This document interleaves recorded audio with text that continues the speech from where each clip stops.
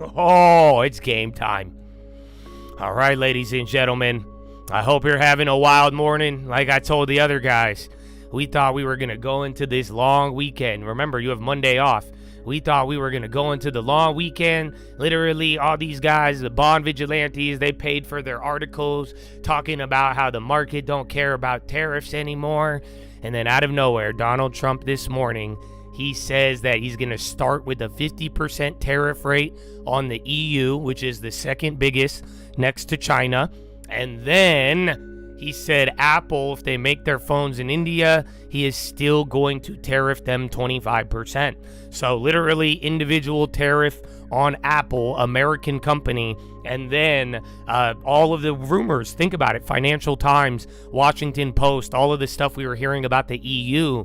I think Donald Trump just did this to fuck with everybody because it helped with the bonds. And everybody really thought Trump was walking back from this trade thing, and he did not. So a lot of people got surprised today. I was just telling the other guys, I don't know how accurate this is, so give me a little grace, but I'm just trying to share info with you.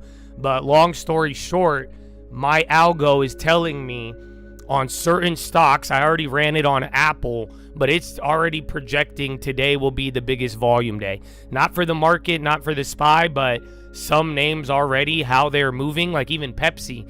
Pepsi pre-market is holding up. I've been waiting for that one. That is projected to have its most volume. So we'll see how it plays out. But the point is, the thing that I could take from that is that today is going to be a big day. So again, there is panic. There is a little bit of worry. So you got to be ready for it and go slow too if you feel like it's going to be weird. I mean, there's going to be a lot of volatility here in the morning, and then it's going to start taking off depending on how the morning plays. And then there'll be like a little gap to think about your moves, and then we'll continue wherever the trend is. So, Chattadonia, I hope that helps. You got 1 minute ahead of the bell. Let's go, baby. Post your plays. This is your only time, or you will get banned if you post them during the bell. That's it. Let's have good information today. It will be valuable. And then, yeah, we got some biotechs. We had some fun with that. And yeah, bonds. I want to see if this is all going to bring up the bond market. But other than that, Chad, you got about 45 seconds. So good luck. If you need anything, let me know. There was no watch list last night, so you're fine. I'm not going to tell you to go watch it. But yeah, we're going to probably just get ready. All the people who wake up late are going to come in and be like, why are we down? How come it go down? How come adjusted the market? So yeah, you'll be good. The volume, does that mean it'll be big on Forex? No, it does not. This is an algo that's just tracking orders. Again, NYSE to ARCA, even fucking FINRA. I didn't even know they fucking filled trades through there, but apparently they do. But yeah, so it has nothing to do with currency. But I would watch yields though. Again, yields and all that's there. But Chad, 4, 3, 2, 1. Oh, my bell doesn't ring anymore. Round 1. Fight. The market is going up today. I don't care. Post nothing. Don't influence people. Thank you. Thank you. Thank you. Good morning. Oh, shit, bro. The Pepsis, they did gap up, but there's no bed. So, honestly, those Pepsis might come back. We got washed on those, though. But other than that, and then, like I said, you could have just played some shares pre-market. And then, remember that Tesla play I told you guys about? I told you guys about a Tesla if they broke. That play actually jacked up. So I have that on watch. Because again, Tesla below, that could be good. Otherwise, watch Apple and then watch the volatility. And let's see where we go from the open.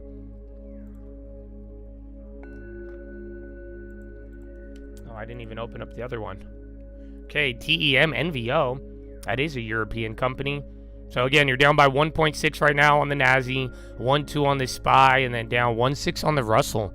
Honestly, you would think that would have been a little worse.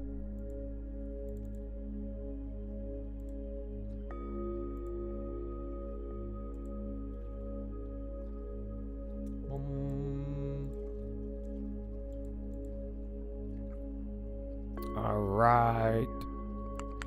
Targets are even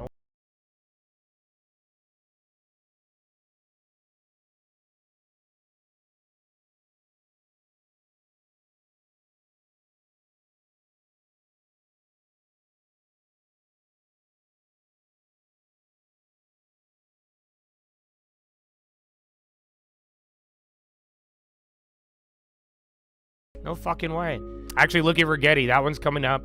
Again, I was watching that Biotech. I think this one is either going to go crazy or it's going to sell off like 80%. And then it has so much volume that if this thing's holding up by close, it'll make an end of the day run. Apple sheds more than 100 billion market cap. Honestly, the first open isn't bad. Like, first couple of minutes, you're not getting anything. But let's see how the cash open goes. Nvidia's moving down 2. Baba is down 1. Bristol Myers Green. Pepsi flip. No fucking way. So never mind. So see if the staples hold up, but if they don't, then there you go. Everybody in the GME.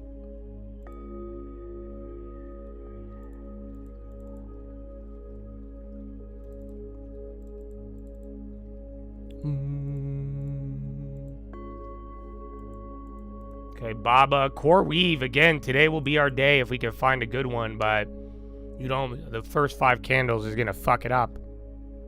Wait for it.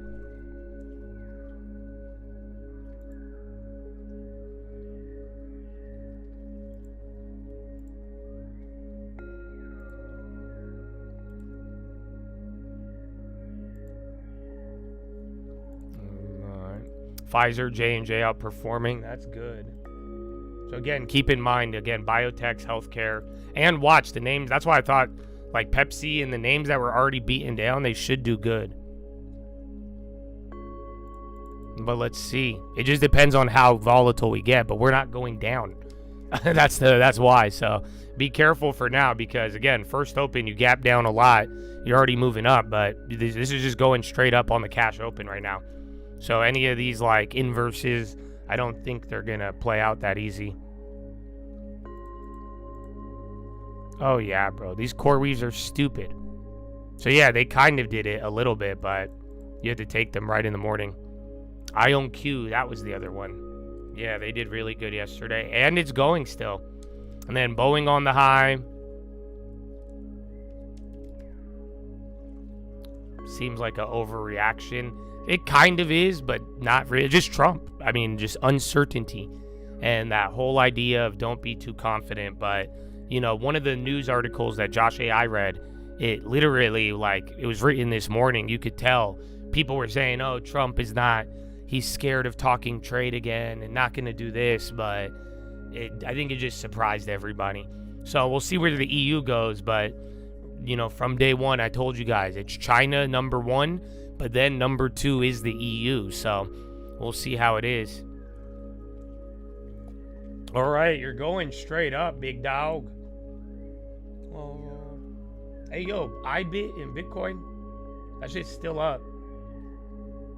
So, yeah. Canada is not as big. Canada and Mexico are big together, but, again, the EU is much more trade dollars. ALK, watch airlines if they start moving. Again, watch Bitcoin. Bitcoin might be able to bounce. So look, some of them are starting to move up. But then again, right now, it's just been cash open buy. I hope you guys see that. Okay, Core Weave's going up. So yeah, I think this is just going to throw everything off. Because now you're getting this little run up. And then wherever we reset, it's just going to slice all the morning plays. And then if we move and then go back to the low, even if you don't break it, if you don't break it, it'll kill. That'll be the second premium kill. But yeah, 1.2 on the Nasdaq right now. Russell's matched up. Most things, first 5 minutes straight up. MSTR ain't fucking moving. Again, watch the big tech. Look at Tesla. I still like Tesla if they break down. I think that one could be interesting.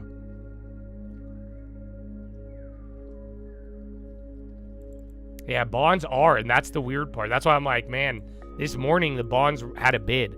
So that would have been the unintended consequence. Where it's like, okay, you could bring back trade uncertainty. Last time it did hurt the bonds, but if now people aren't worried about it with inflation, maybe that could help the bonds out. But if these go red today on this news, I think that'll be even worse.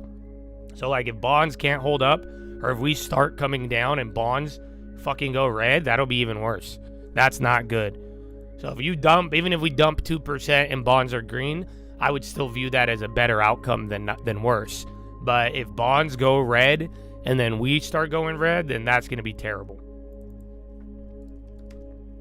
Because remember, yesterday was just a random ass fucking bid that shouldn't have been there on the bonds. Visa, MasterCard hit by new round of EU antitrust scrutiny. Broadcom, they're going up. They're about to go green. Good call. CRM, again, a lot of these tech plays are ramping up, but literally Broadcom is down by 0.3. Literally about to go green. Microsoft, that's coming up. That helped lead us. You guys remember your boy Google too, right? Bro, I think that fucking little Biotech's still going. So like I was saying, yeah, that one's still up. I thought this was going to fade by now. Did they halt it?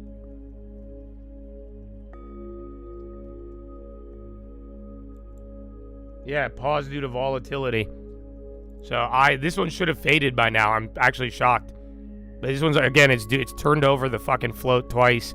They pulled their offering yesterday. They pulled their warrant offering and their share. They were going to add shares. They pulled it. Then they had this trial, and then now I'm actually surprised it's still holding. Usually they have all faded by this time in the morning. Tesla's going now. Netflix and KWeb, bro. China. Bro, China's about to go green right now. That might end up being the winner. And then again, nuclear. So SPAR is chilling over here. Let me open this up.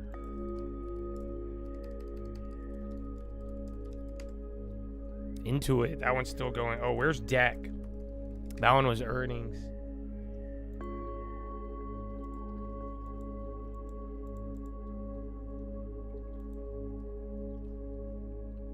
Uber green.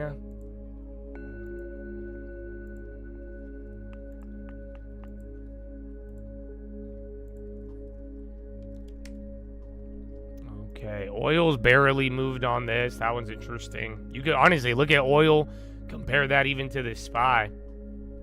Fascinating. Okay, there's Bitcoin.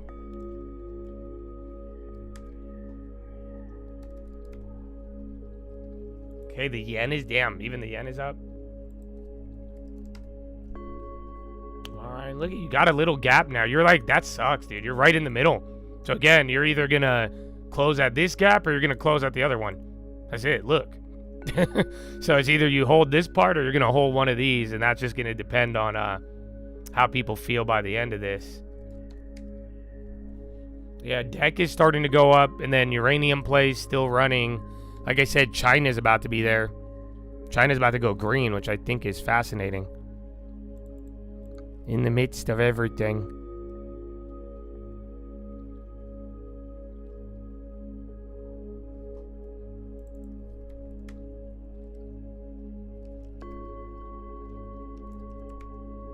Okay, uranium once again. So 5 minutes of cash open bid. Bonds are giving it up though, so watch out for this. This is gonna get really interesting, because now you don't. Are you gonna be, if the bonds start fucking flushing, are you gonna start reacting to Apple, the EU, or are you reacting to the deficit? Just remember that whole feedback loop. So that's what I'm saying. Watch out. But first 5 minutes, cash open bid. You got your red candles a little sooner, but yeah, we're still trying to figure this out. And then either way, the money and trade and people are gonna decide what they're gonna hold. Again, it is a long weekend. Okay, there's Tessie.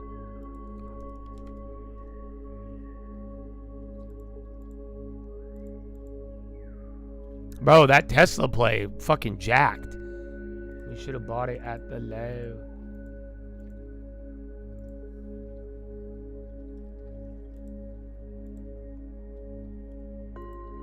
Yeah, watch out though. Some out of the monies are not hitting the same way.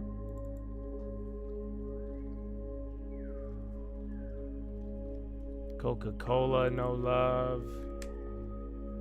Dude, I'm surprised. But then again, there was that RFK thing. But I was expecting some level of rotation. I think the rotation is going to China. Ironically enough. Because I'm like, something should outperform. But yeah.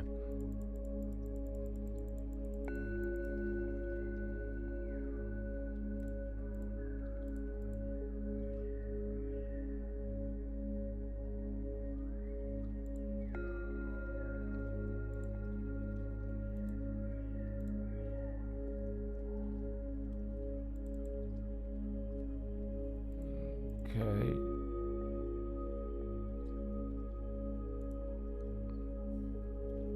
Core Weave. I'm still waiting on those. They had it for a second in the morning. They were like gapped. Ion Q, again, that was the yesterday thing. Is GME still up? Yep. And then Penn now running. Penn Entertainment. So I don't know if DraftKings is up, but why is Penn moving? That looks like its own thing. Yeah, even DraftKings. That one's weird. I guess the gambling holds up.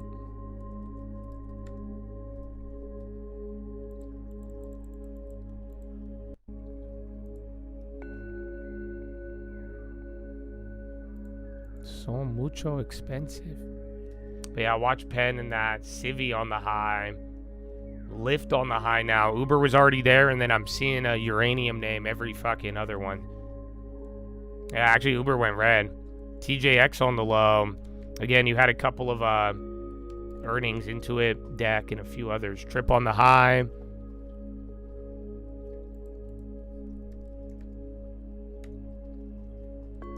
Actually, let me check the volume on that one.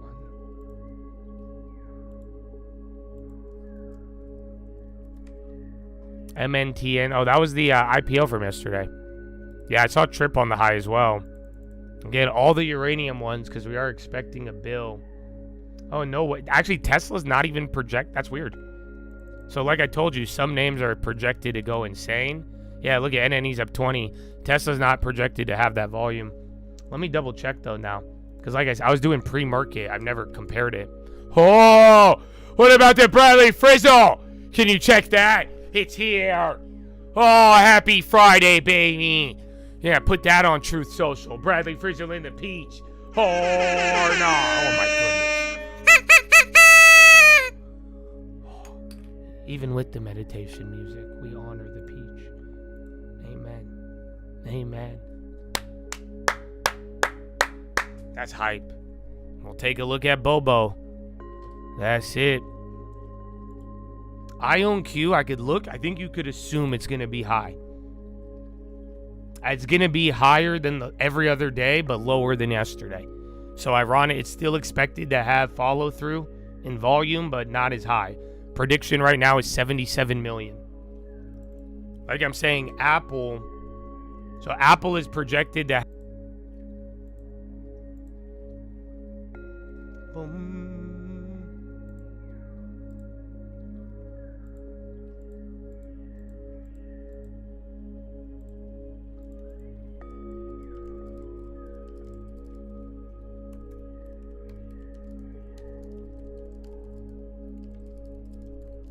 Pinduo Duo, and then again, some of the volatility plays are not that bad.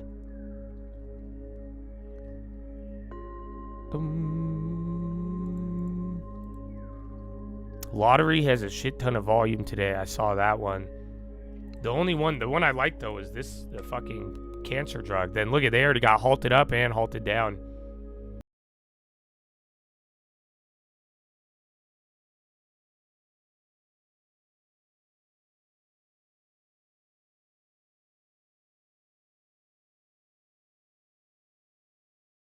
Cool, OTC high volume mover.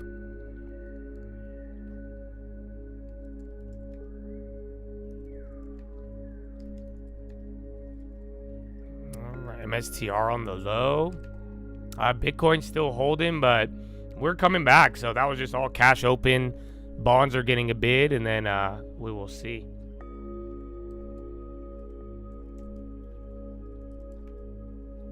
Zegna on the high, and X down. CF Steel Place, X on the high, and then CF Industries. SPY coming down. Again, BAH, they had earnings, and like I said, China is doing a little bit well. It's actually kind of fascinating. And then watch Penn Gaming. Penn just keeps moving. Let me check the volume on that one. I don't like the option plays on Penn, but the price action looks good on a day like today, unless it fades. Yeah, Penn is expected to have higher volume than the last 3 days. Where's pizza? Oh yeah, we need to order pizzas today. There's no important meetings. Surprisingly, there is gonna be a phone call between Greer in the EU. So Trump came out with this little slap the EU this morning, but they're having a phone call with the United States in a little bit. Google flushing now. Remember, that was your big winner the last couple of days. That lifted up a lot of the index.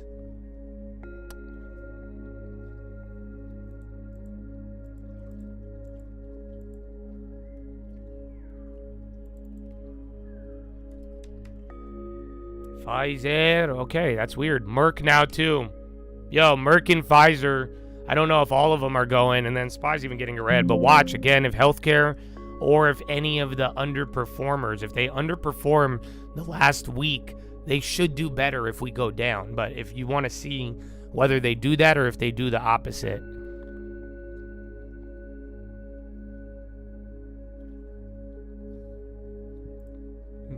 Yeah, everything's back, even volatility, VIX, back to the morning. You are above 22.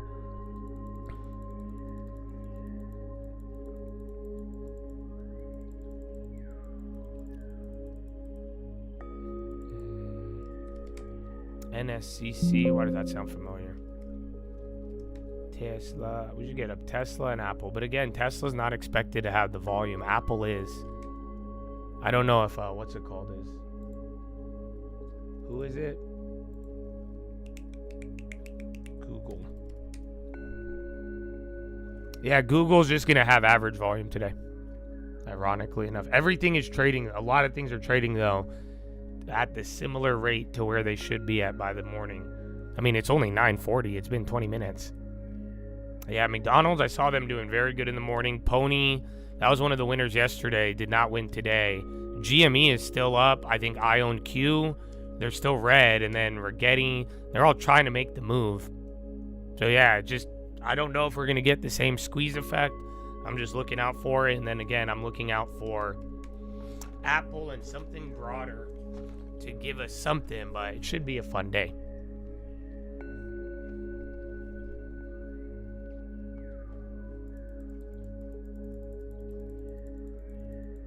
The phone call's at 11:30 between Greer and Kovic. Sefcovic. So, yeah, that's the only event. Alcoa Materials. Again, Trump was talking and hyping up nuclear yesterday. And then now China, nuclear. There's some key industries that are doing good right now. So I'll get you guys a checkup in about 10 minutes. Bristol Meyer. There's Alcoa on the high. Yeah, BMY is actually doing great. I think, dude, Pfizer was going up. All these, like, value healthcare, health name, biotechs are doing good. Not all of them, but the ones that are, like, really beaten down. Pfizer, BMY, Merck. Again, Merck just sold off from earnings, I believe. Okay, there's your red candle, Merck. BAH2, that's a post-earnings. And again, they've been tied to all of the consulting headlines and all that.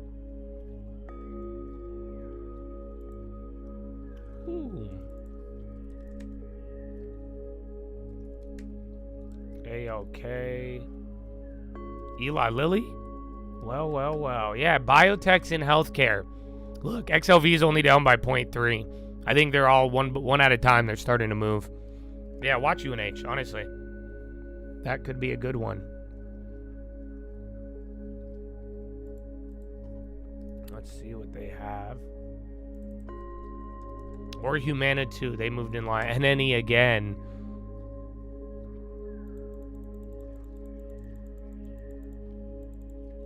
SMR might have Froggers if it lags, but at this point you either chase the morning 20%, but most people are gonna lose being late. You made money if you were early.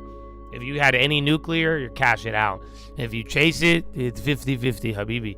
So again, the frogs, you want to see that it's really lagging, or wait till it comes down and then starts coming up, and make sure there is follow through with cheaper premium. And then we're dancing around right now. Again, SPY's still kind of figuring today out. Okay, BAH still going. Core Weave coming down. Stocks are closed on Monday, yes.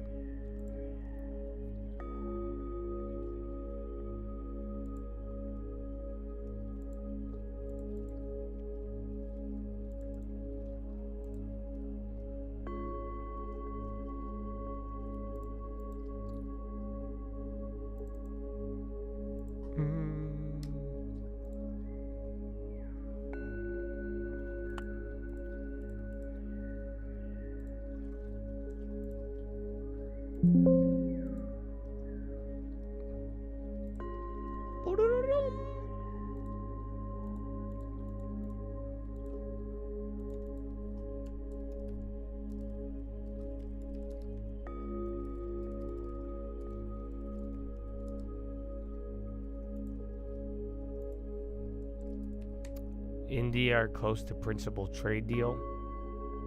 I think it's going to be a 20% trade deal. Do you guys get it? Think about it. That's what I was thinking about this morning.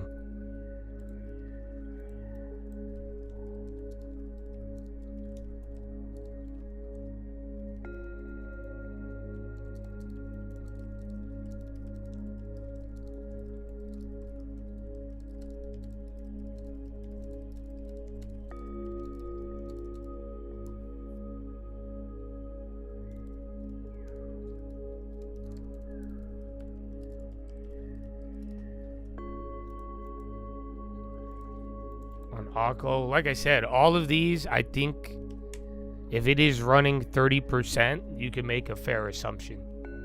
So, yeah, like, it's going to have its biggest volume of the fucking week or month today. So it's projecting 64 million. But yeah. All right, SPY moving around.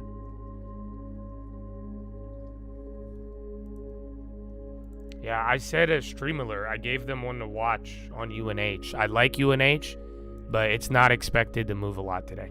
So unless there's like a unexpected good or bad black swan, I don't think it'll do much. But I like it in theory. Yeah, and then do you guys get the news? Think about it. Trump is saying, if you're Apple, we're gonna tariff you 25%. I don't think he's targeting Apple as much as 25% probably going to be the India deal. Ta-da! But yeah, they're saying next 7 to 18 days, or 7 to 10 days.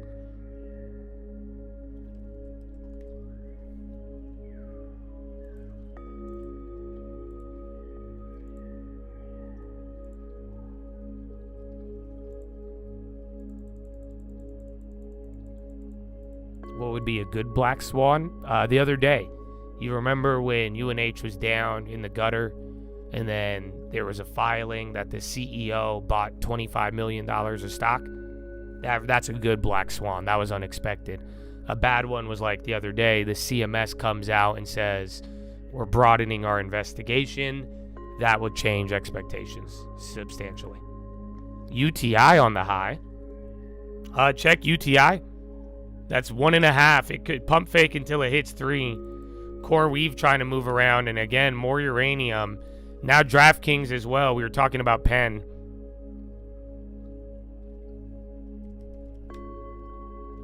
AAPL. And the Tesla.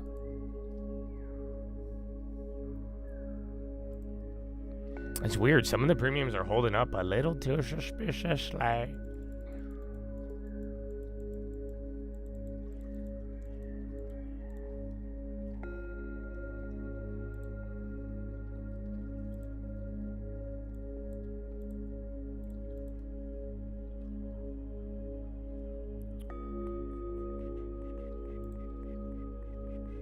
And then, yeah, Twitch. I'm going through banning all of you guys who are posting plays.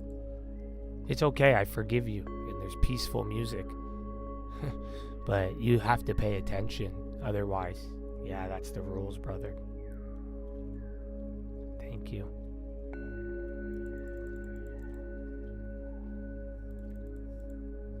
Yeah, UNH. That's good, though. Watch those. Watch and wait if you get it. Otherwise, it's expected to have low volume.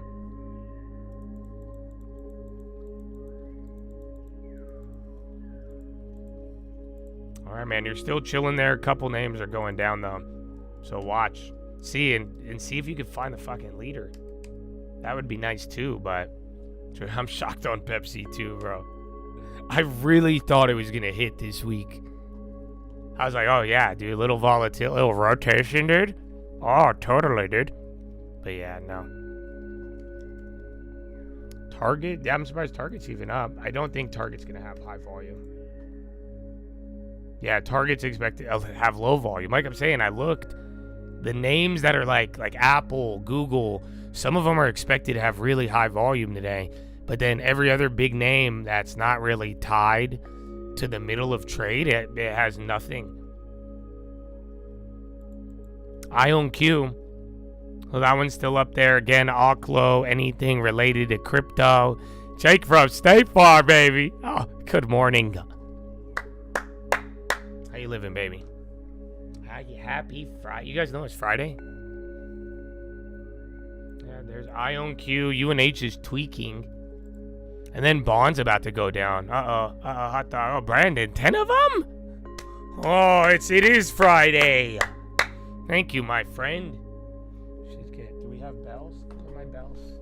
I need my bells. You know,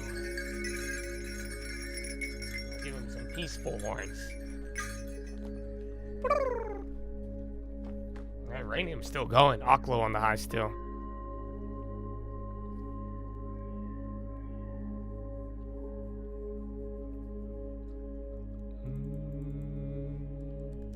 Humana on the low. Elevance are all on the low. It is a long weekend. The market is closed on Monday. Micron down 4. And then SPY, dude, for the last like 15 minutes, you're chilling here. So let me get you guys the checkup. It should update any second now.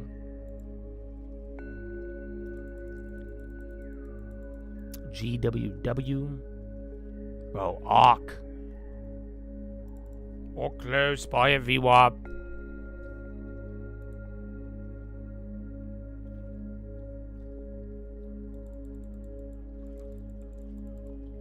Boeing. Hi, Bradley. Yeah, Boeing's still working up. SPY candle getting a little bigger. You got Fed Muslim speaking, and then new home sales 10.9 versus 7.4. What the fuck? Dude, what? New home sales 743. Estimate was 694. It increased 10.9%. Last month it went up 7.4 last month, and it wasn't supposed to. And then this month it went up 10.9. It's kind of crazy. Yeah, new home sales are flying off the shelves. You know why, right? It's because all of the new home builders, it's not more demand. It's because the new home, if you buy a new home, they'll give you a fucking 3% rate. Dude, I have to tell you about that deal. I got a deal. I have a deal right now. The person has a 1.9% assumable mortgage. Now I'm like, what the fuck? So yeah, but like these home builders, the new guys, yeah, they're paying people's closing costs and they're giving you 4%. WNS on the low. SPY moving up a little bit. High-low ticker kind of balanced, but you're getting some moves. I see Walmart, HIMS, all of those are moving up right now. And then again, all the nuclear plays. Yeah, HIMS is green. Walmart, not bad.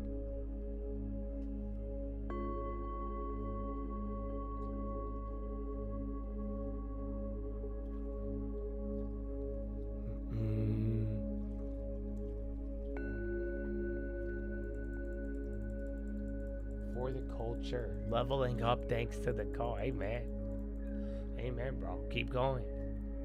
Don't even think about it, bro. Keep going.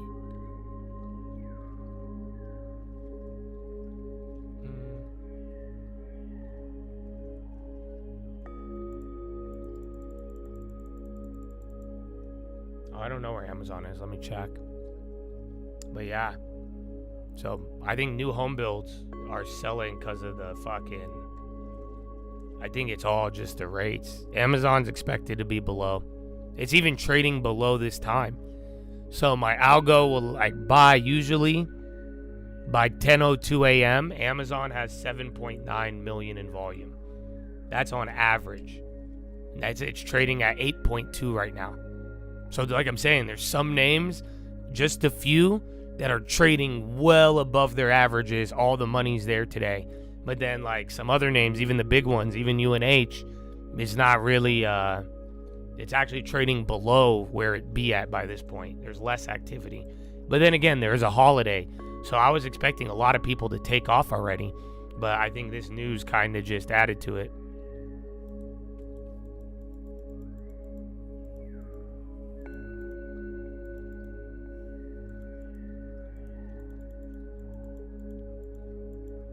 the negative side effects of builders lowering the rates? Nothing. They have to do it to sell. That's it. Otherwise, if they didn't, nobody would buy these overpriced new build homes. Because that's it. New builds are still expensive. It's funny, some new builds are actually cheaper than the average median in America, but most new builds are expensive. So they're selling an overpriced home and they're incentivizing it. Otherwise, they wouldn't sell that house and then they'd spend money and waste all that. Yeah, GME is ripping. That's the one. I remember yesterday there was a lot of other names, but that one actually held. And SPY. Booz Allen, again, a couple of post earnings. We're just chilling, bro. I'm actually very surprised. Remember, you were down almost 2. You were down 1.5, 1.2 on the Nasdaq right now. Core Weave still moving up? Am I tripping? Okay, well, there's GME. Bro, the amount of people that are still like GME motherfuckers is amazing. You know that? Like, I still have people like, you ask them anything in the market and they'll be like, all that matters is GME. They still exist. 5 years later, I think that's amazing, bro. So good for you guys. Get a long term. Separate from GME. Just I make a separate long term so you keep your GME going, but then you make a separate one for the other stuff. No?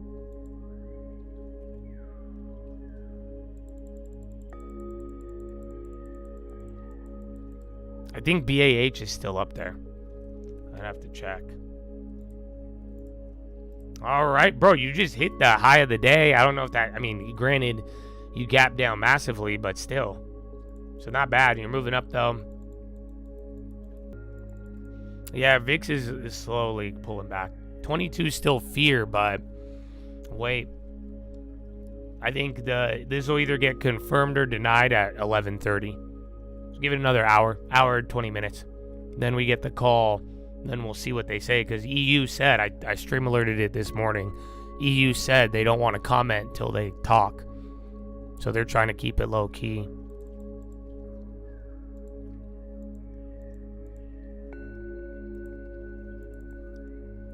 Yeah, and Vitis, that one was fun. It's actually still red on the day. I can't believe that thing's still at 475 though. Who's the other one? IMNN. That one just keeps getting halted back and forth. I'm surprised this hasn't faded yet. So yeah, I just playing that game. But then again, the like short squeeze dynamic you had yesterday isn't really there. And then watch, volume still picking up now.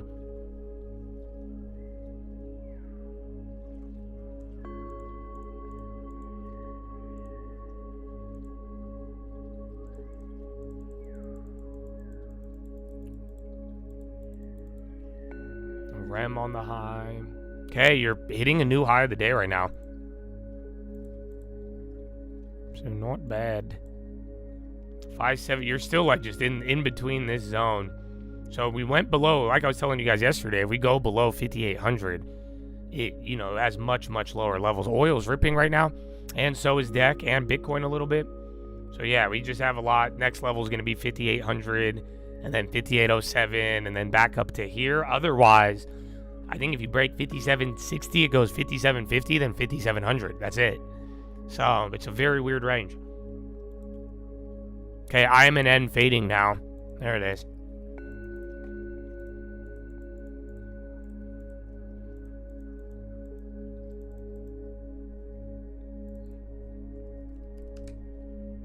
I think it's just a lot of algos. I think a lot of people took off. Nobody thought we were going to have drama today. Again, like I was telling you yesterday, you could take a 4-day weekend. So that's why I think the volume, like some names they're going to be traded more than any time this month, and then others are just moving like nothing happened. So we'll see by the end of the day, but head on a swivel.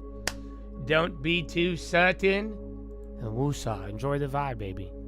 Enjoy the vibe. God bless America. You know that? I love America. I love Americans. Woo! So, when does Papa John's open, you guys? Can we order pizzas now? Or is it too early to order pizza? It's 10 o'clock somewhere. Do you get No? Do you guys day pizza or no? Oklo again, NNE, all the nuclear. SPY's going up. No, no, no, no, no. Making you dance. Pizza, pizza. I told you I fuck with breakfast pizzas, bro. Palantir on the high. Palantir just went green from red. Let's check their volume. Palantir still... Dude, Palantir's trading below volume too. So by this time in the day, Palantir would have like, I think 16 million. Okay, did it catch up? No, 18 million, excuse me. They're at 16. It's small, but this is, again, it's like the fourth name, I'm telling you, is just trading below average. Just in terms of volume and demand. Meanwhile, again, Apple is double, triple. There's some names that are just running. Again, Oklo, anything with nuclear is through the roof. Actually, let's see your GME. Yeah, GME is expected to have the biggest volume, actually. What the fuck? So that'll be interesting. And then NNE again. So yeah, GME is literally pricing, or the algo's telling me end of the day, it'll have 33 million in volume. Right now it's at 6.9.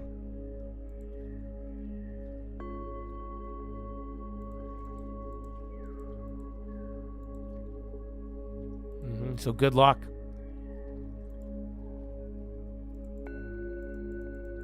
Job interview in 20? Let's go, baby. You got this. You got this. Volume for TEM, I will. TEM below, dude. That's what I'm saying. It's crazy. So by now, by this time, like, again, what time is it? 10? You should have 3.6 million volume on TEM. That's just, again, this is based off of objective data, based on the last 10 to 30 days, where the volume would be by now. So, yeah. It's at 2.8. So it's trading like 30-40% less. MNTN, that's the IPO. Again, bonds dancing. I like the Tesla breakdown. I've been talking about that since yesterday. But it just, and then they didn't hit. But then if you bought the dip on the breakdown plays, you woke up with a nice gift. I did not, though. That's why. I was waiting for it to break. AMD on the high, oil on the high, and then UNH and Humana on the low. And then SPY still dancing. No real day today, no. You're getting your Lexus delivered. Wow. You got a Lexus like how you told me. I also told you to buy a house. No? Okay. But that's good. I like it. I like it. Honestly, do you remember what I told some of you guys at the beginning of the year? You better do what you enjoy. So some of you, I hope you should buy a car instead of gambling. Okay, popping. Hold on. I don't know if there's a headline or anything, but you're waking up.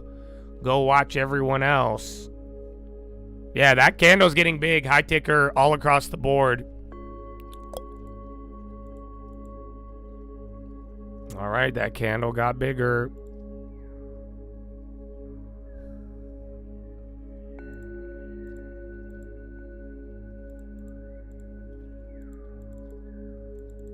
Yeah, I don't see anything, but you're moving there. So again, I think oil, like something, the fact that oil's popping, the currencies are all moving on this. So whatever just happened, something's brewing. Yeah, bro, Canada's ripping through the roof. Almost every currency moved, everything but bonds. It could be a dud, but I'm surprised. Everything moved. I'm surprised. That looked a little bit more active than not. It had way more correlation.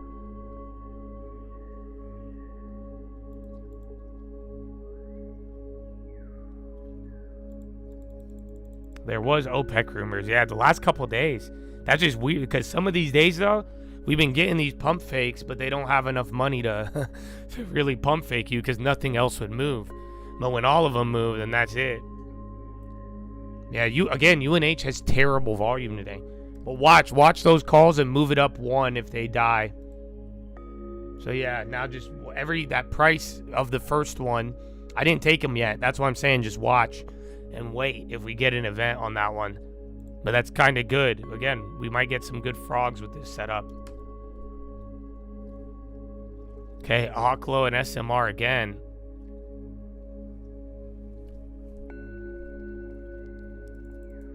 Feels trappy. I think it feels lopsided. So don't trust the SPY, i.e. other names will move more than the SPY. So you know what I'm saying? If you think good or bad, it may not be reflected on the index as much as you want. But it just, like I'm saying, it's weird, the pull apart. Some things have a lot of attraction, attention, money, everything.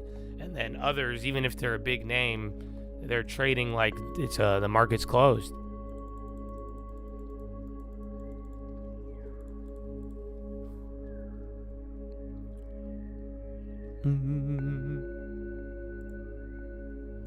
There's GME. All closed still, bro. Now you got Reddit.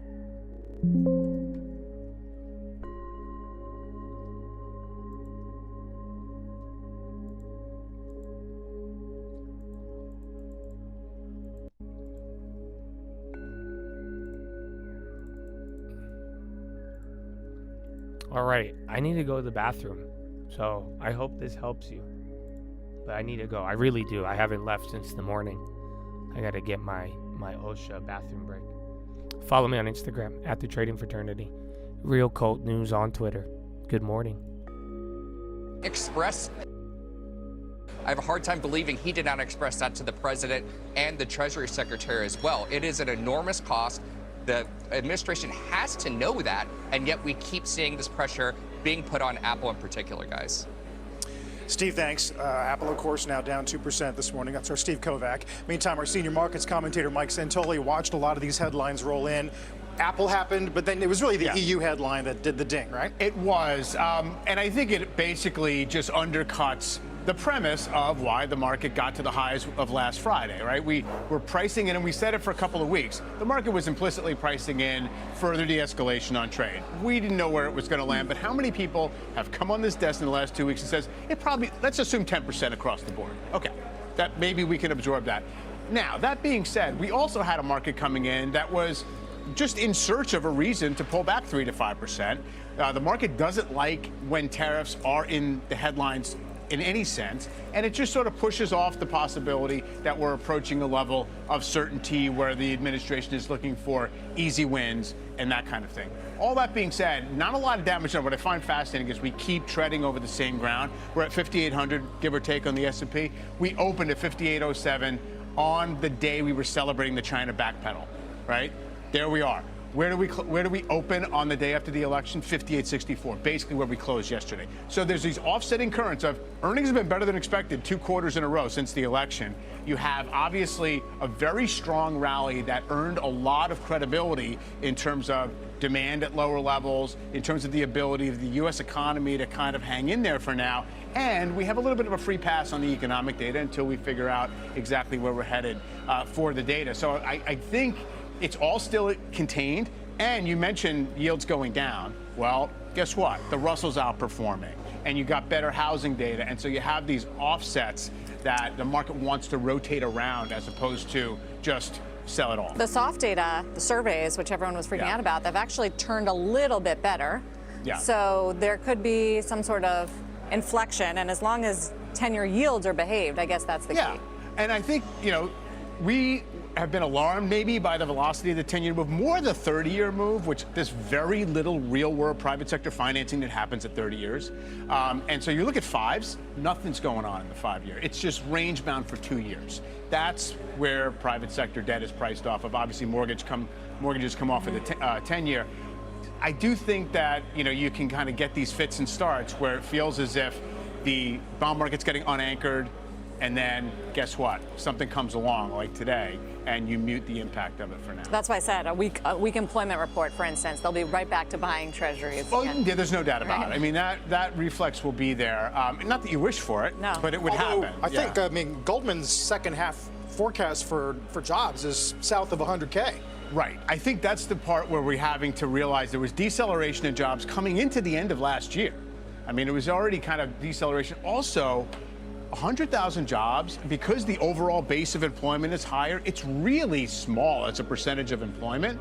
And if you look at all these long-term charts of when employment growth gets down to this small percentage of the overall workforce, and I hear the TV. It's kind of stall speed.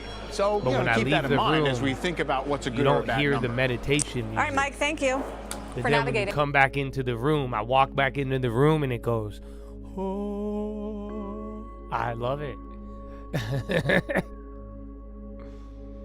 Oh, man. But yeah, so that was an interesting candle. It brought up a lot of currencies. Again, Mexico's moving now, Canada. But yeah, it's very weird today. But we have headlines and expected volume to be high. So just be careful, head on a swivel. It'll start moving slow until it doesn't. And then again, there is a holiday on Monday, so. But I do think focus on individual names, and I think you'll find the answer. And then at 11:30, we're going to hear from Trade Representative Greer and the EU. So that will be an update, my friends.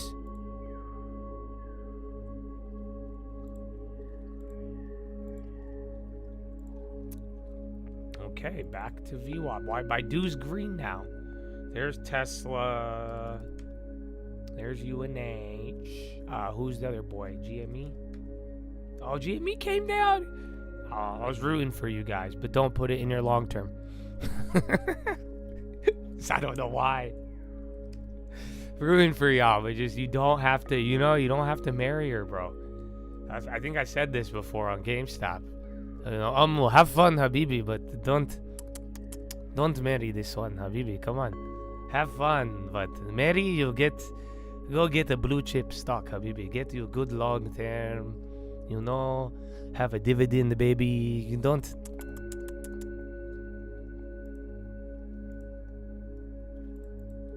Estee Lauder, they've been doing good the last couple days.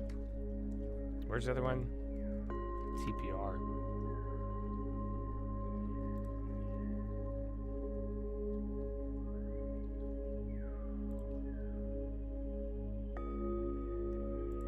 All right, Core Weave, bro, a lot of pump fakes. I'm surprised because that one right there, that looked real, but I just didn't move. I was like, I kept everything really small, so I'm gonna still hold. Again, the first ones, there's volatility plays. Keep it small, and that's it. That way you don't have to get impatient. But if you go big, you'll get impatient. Doug, yo, who's Douglas Elman? The real estate fund? Yo, Doug up 21? What is this? Bro, Doug? Bro, up 21%? I have no idea. It's halted. I got one. Ha! Oh, I'm quick. Doug. See, look at that. Wow. You could snake even with the meditation music.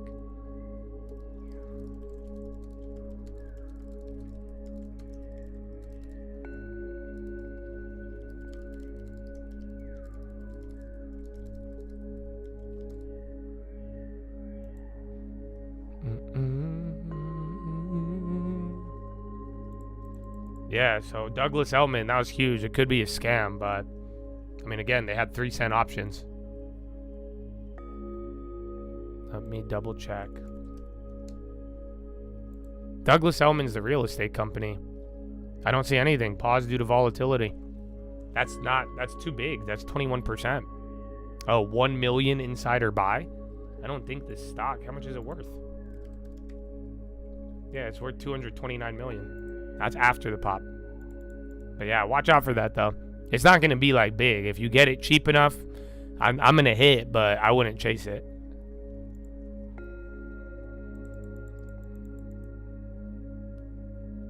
RL on the high, so some of these real estate ones, and CrowdStrike, not Core Weave. Doug takeover bid? Oh, then we're going to hit. Good. But I don't see that yet. I don't have it on my wire. I'm looking though. All I see is just halted due to volatility.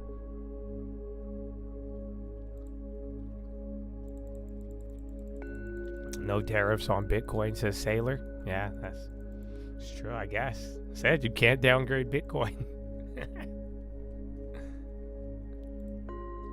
I don't know. Douglas Elliman shouldn't be tied to Freddie and Fannie. It's just a real estate brokerage. See, and then oil's still going.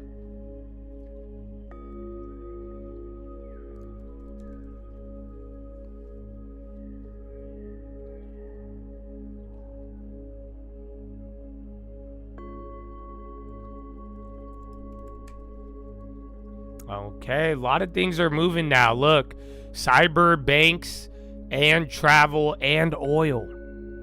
So very interesting. And then now you got Qubit and you got Baba. But yeah, and then you have the nuclear plays coming down. So you're kind of rotating here. You're shifting a little bit because you're watching some names that are holding go down, and the names that were down are going up. They are. They're going to burn premium until it makes the final move, sadly. So that's the weird part with the fact you have news, a headline, and then it's kind of moving in a slow fashion. And the holiday.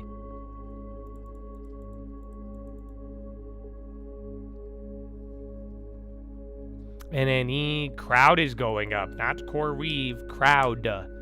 You saw that yesterday, big volume on crowd right now. And then NNE, Oklo went down, but NNE is actually going up. Microsoft and Apple now.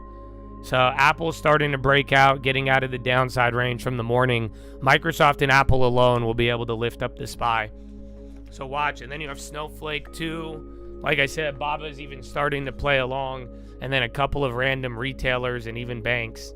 So this is good, but the other one was a pump fake. But if this holds up, you'll be fine. This time the currencies are not playing along. Mexico is. The yens came down. Again, Bitcoin's doing good. Apple again.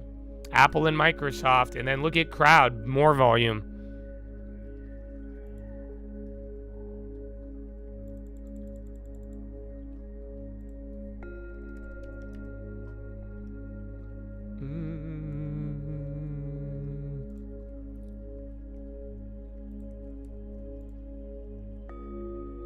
Yeah, Snowflake and crowd. But look, we're hitting this level and then whoop. Because again, there's a big range. So like I'm telling you, we get above, you start getting above 5,800, we're going to start moving 20 points, you know, at least 10. But, and then if you break down, you go down 50. So yeah, I think you got to confirm it. But there's a lot of energy on either breakout level, up or down.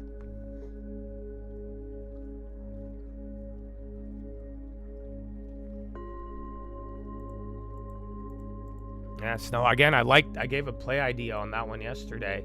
They lagged. If you got it on the dip there, they're up. Fortinet on the high.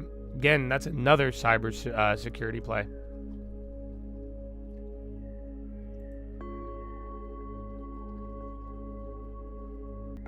Dude, I don't know. Yeah, I don't know. Doug open. That one's weird, bro. Oh, shit. I made a lot of money. What idiot market ordered it, you fuckhead? Yeah, you guys, see? I don't even tell you the plays, and someone just market ordered a 251. That's crazy, you guys. That's what I'm saying. This isn't... I'm paying 3 cents, bro. So, again, I have my 1,000%er, and, like, you could do your thing, but, like, you know, this ain't... You ain't... Nah, man. Come on.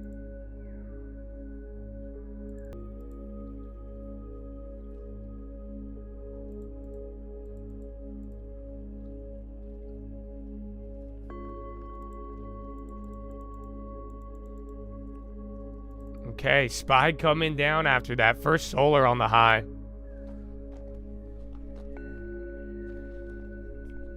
How did I pick it up at 3 cents? I have the fastest fingers on the West Coast. What the? It's not new.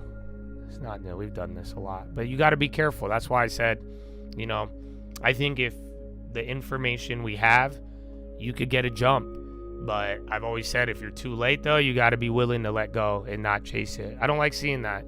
But again, you're the FOMO, the greed. Somebody market ordered it. And that's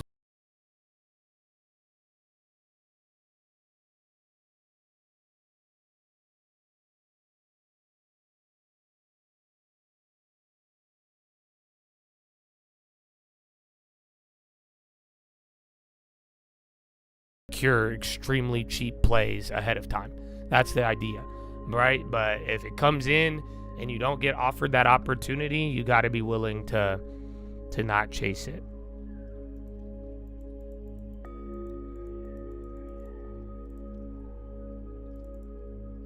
UNH, keep that one on watch. Again, if you are on stream alerts, I hope you understand, like, I'll give you the play ideas, and if you watch it come down, notice the price when I give you it, and if you see it come down, go to the one right above it if it's the same price after the drop.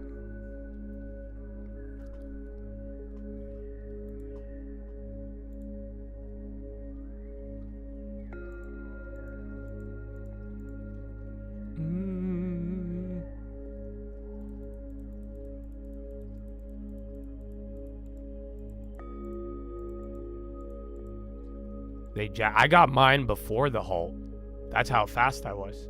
So I saw the pop, and then I had my order executed before the algo knew to halt it. So, but then again, people chased it, and there was a market order. But even then, that contract is like, the chain is dead.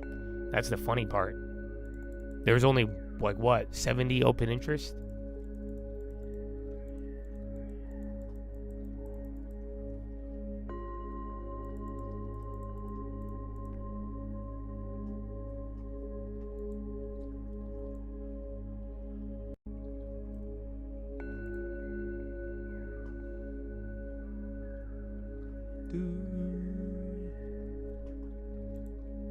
Bro, it's still up 20%. That's crazy.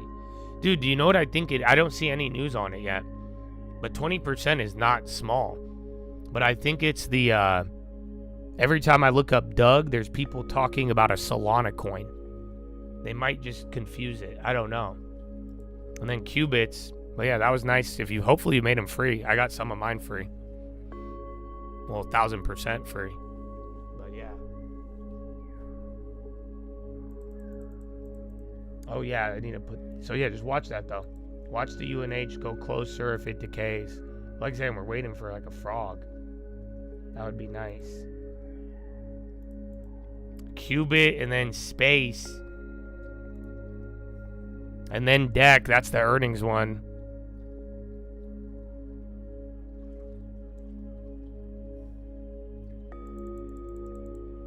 I don't see the Doug takeover thing, so you might be lying, or you might be misinformed. I'm seeing one, but I don't think it's legit. Oh wait, no, it is coming out now. You're right. Sorry. He's not lying. Somebody was in the beginning, but no. That's now Bloomberg. It's on the terminal. Yeah, Bloomberg is even reporting it. Douglas Elliman receives takeover bid amid fallout from broker lawsuits. So yeah.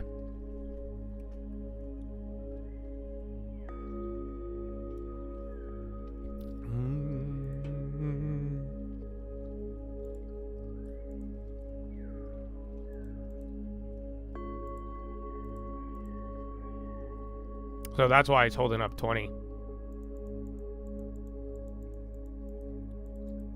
Can you know the stocks that make 1,000%? You're a member in Philo? You can. You guys got to get a long term. That's it. You know, I could hit 1,000. I just hit one, but at the end of the day, man, the real money is in the long term, you guys. You know, all of the trades come and it will help you if you handle that first. But if you just see the plays and you're like, I want quick money, it usually ends up pretty bad.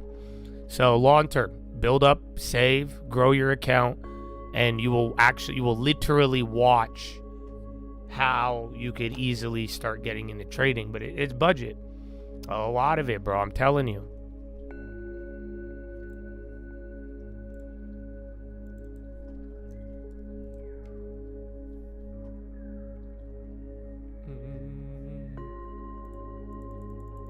The stocks I buy are on this channel. So yeah, you'll get them. It's go to the post tab, go to my Twitter, it's pinned. And yeah. And I haven't made a trade since the bottom, but we'll do one eventually. But for now, we are you know, kind of waiting. I think do you have another account set up? Save 10%. That's what you do, and then you wait till you could get something good. But, you know, that's why I don't show the option plays as much, because just sadly, 1 out of every 10 of you could replicate it. If you're locked in, paying attention. But then, like I'm saying, even if I handed people on a silver platter 1,000% option, it still could wind up being devastating. It's actually wild.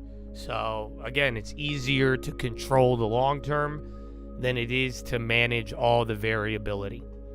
So, well, if you want the options, you should go study my old videos. So most of the people who are hitting the 1,000% without me having to tell them, they have religiously studied my videos, because they know before anybody was telling you about options, I was making tutorials.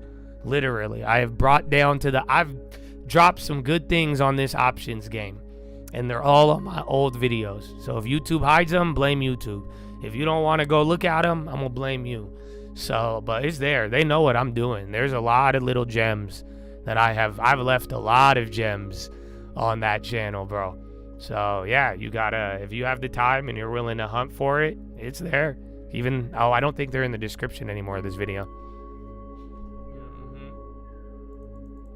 They're on the trading fraternity. Sadly, you have to go back probably through 5 years of videos. But almost I literally, like, snaking the chain. Yeah, bro. I know that I was telling y'all the algo glitches years ago. And then everybody figured it out. And then it stopped working.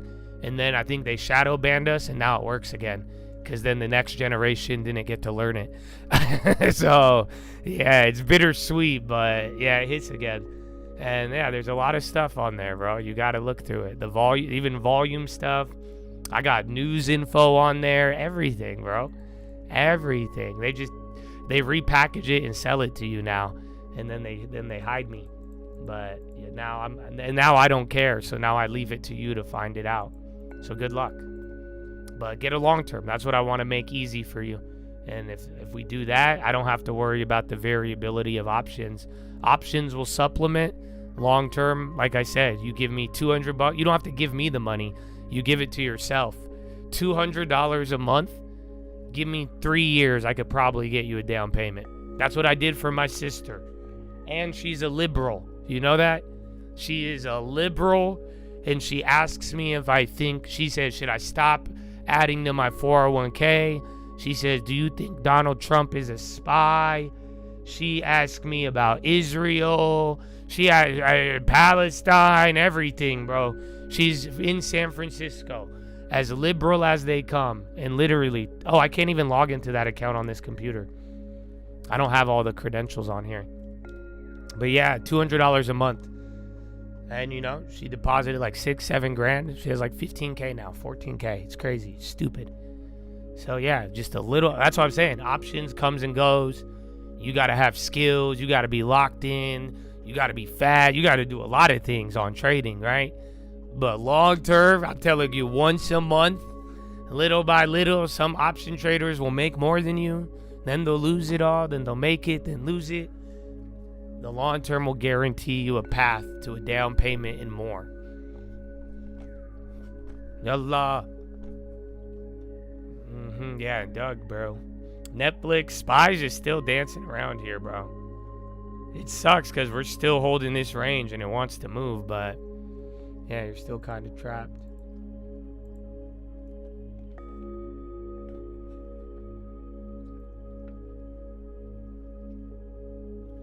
Passed all the courses. Let's go, baby. 1 semester left. Congrats, baby. Oh, G-Pus on Trump coin.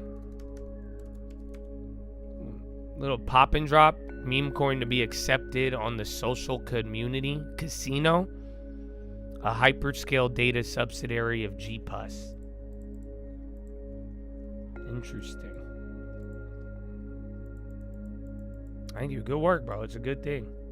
And plan ahead, man. In college, and get the jump and run. You know, people in your shoes, they like to weigh and, I don't know what I'm going to do. What do I do? Nah, man. Make a plan. Don't change your mind. You're already doing good. You're getting an accomplishment. And run it. Woo! It does sound sketchy, but not sketchy enough.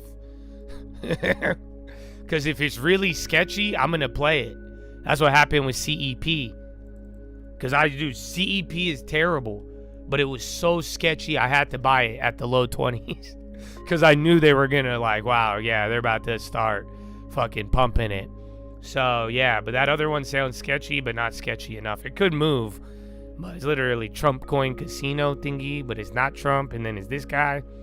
So, yeah.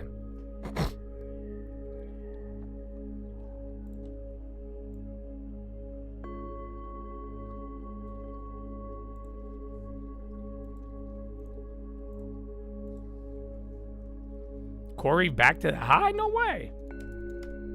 Oh, that would have been good, but I still don't. That's not the one I want. They drop the premiums in the morning, but they keep jacking them up. So see, watch though. That might move though. The G-Plus. Keep your eyes on. Again, these small caps are still hitting. Is Space still up? GME I think came back up. Nah. And then SPY is trying to break out here.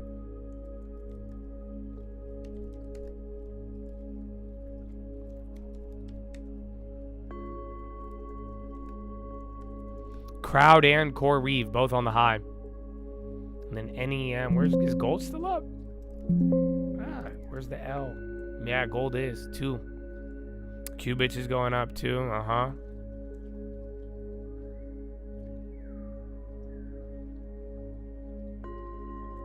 Core Weave, bro. What? So that might have been the snake, bro. No, that would have been the frog. Oh, it was, bro. They went 20 to 90, but that wasn't... I wanted a better price. I'm looking at one contract. So that's what I don't like about it. I don't know if it'll end up in the money. That's what I'm trying to figure out. But yeah, that one, bro, that kind of... Some of them went 20 cents to $1. Spotify's on the high. Again, SPY's still dancing at this level, man.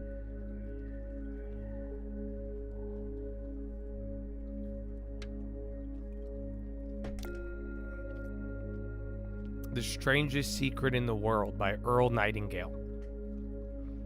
It's an audiobook. It's a very old book. You probably heard the voice. Earl Nightingale's voice is very iconic, or at least the renditions. But Earl Nightingale's Strangest Secret in the World. You know, if you guys have a long weekend, you do on Mondays off. If you got a long drive, you know, just listen to it, man. You know, I read I listened to Richest Man in Babylon again.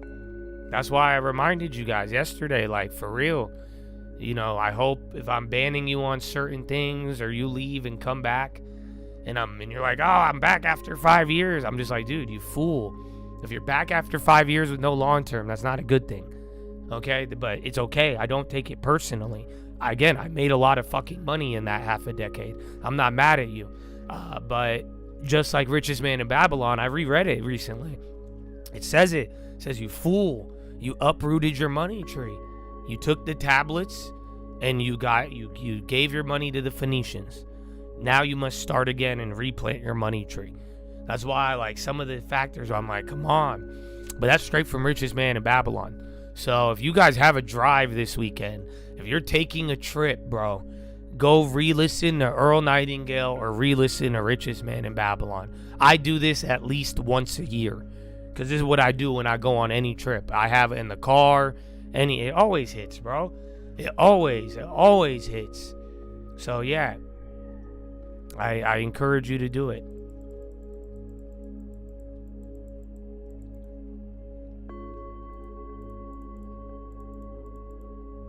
UVXY on the low now.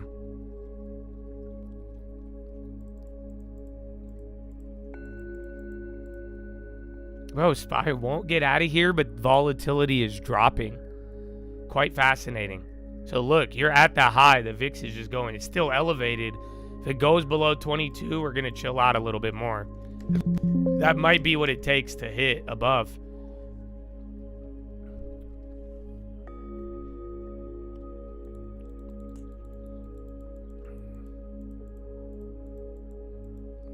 I think all of you should read it, to be honest.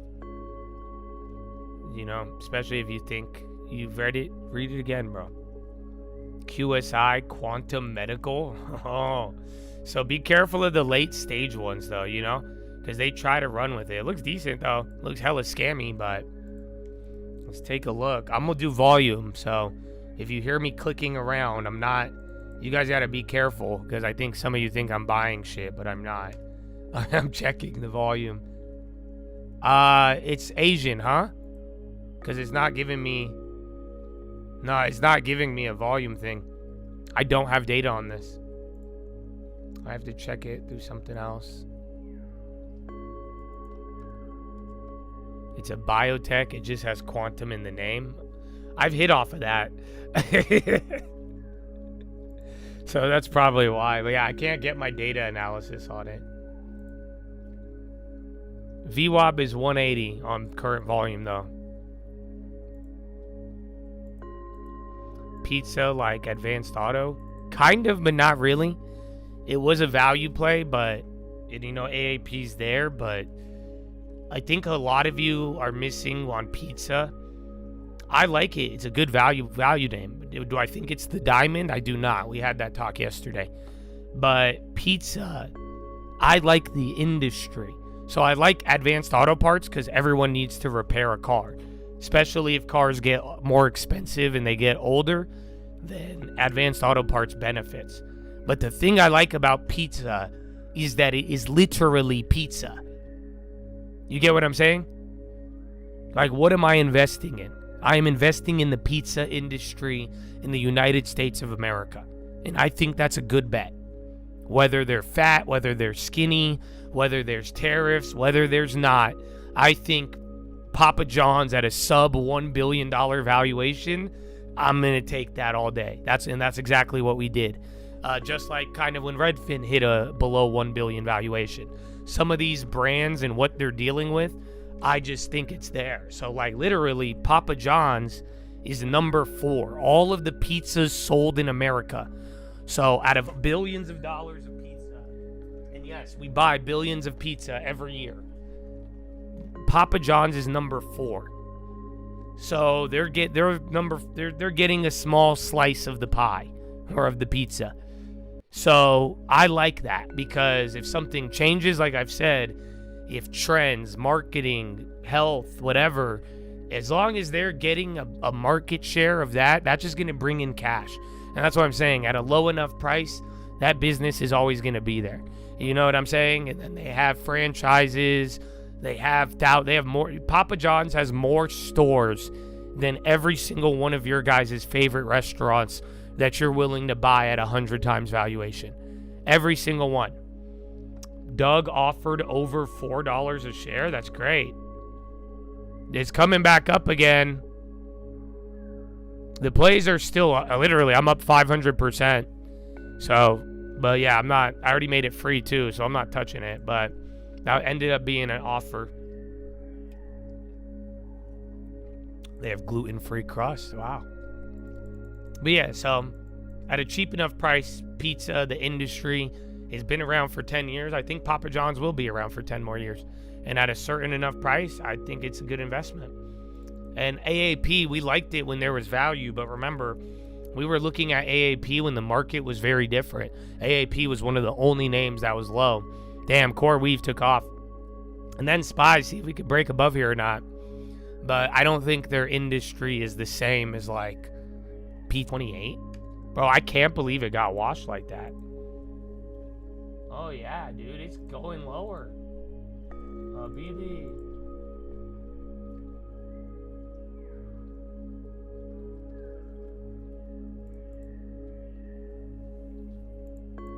Okay, SPY going down. Watch out. I think the next level is 124 if it can't hold that.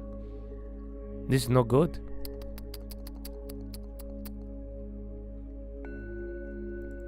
Okay, SPY just started. We can't break above 5,800. You hit it. Back to VWAP. I don't know.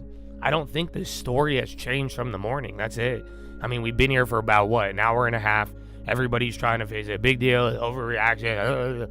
Nothing's happened. We got 30 minutes. We're going to hear from Scott Bessent. And then you have a separate, the real one is going to be Greer and the EU, but getting who Scott Bessent is. Dude, Scott Bessent knows how, he was involved with breaking currencies. You know that, right? No. Fuck out of here. No, like, this guy was with George Soros on the pound. He was literally the guy doing it. So, whatever these bond vigilantes, I think they have a good strategy. They're timing the Trump hatred with the debt and how the messaging, and they're trying to hammer it home, just like they did with the pound in 1993. But this is why I think it's fascinating, because do you guys realize something? No, Scotty knows all of this. It took all of this ammo. Think about all of the money, all of the advertising, all of the shorting that the bond vigilantes had to do. They only got like a quarter point above the highest point of the year.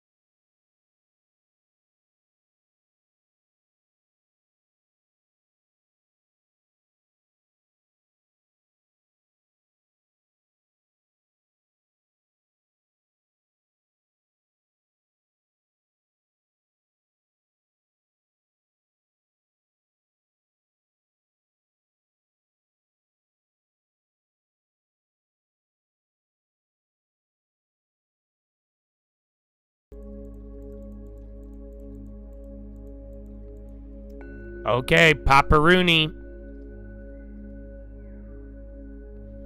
So get ready. Iran media. Witkoff has withdrawn, but nuclear negotiations are still going. That's all I see.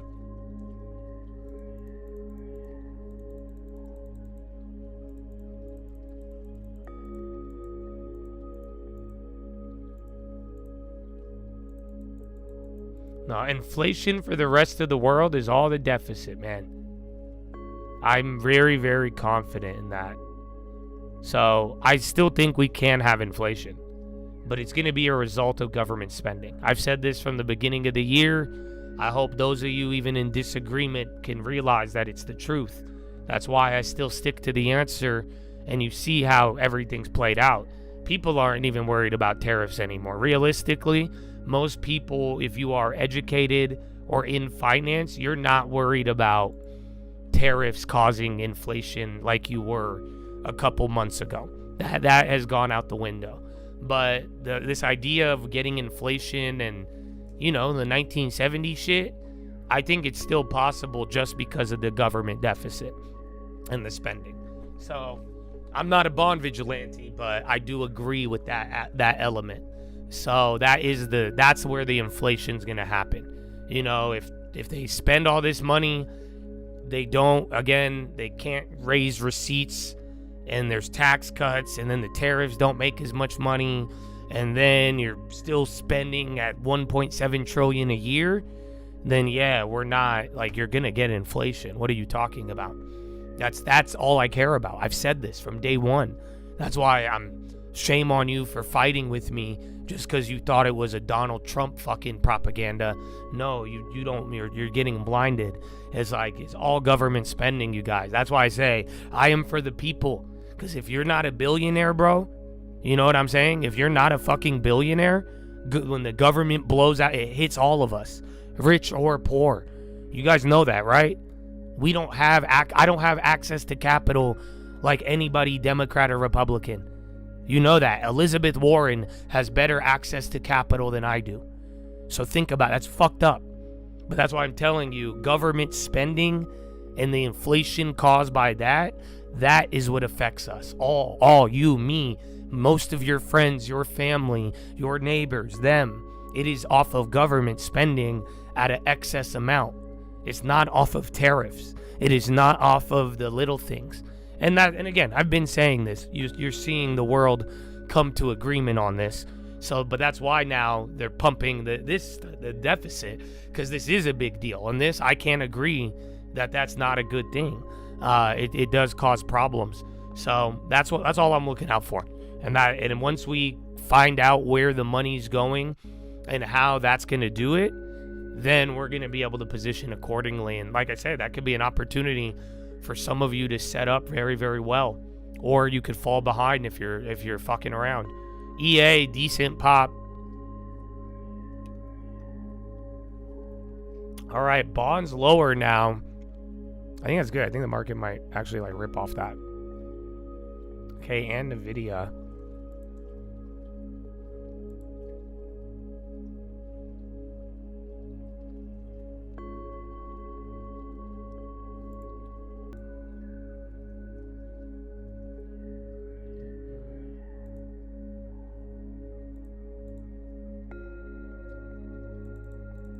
Yeah, EA, big volume. Pizza fight. Woo!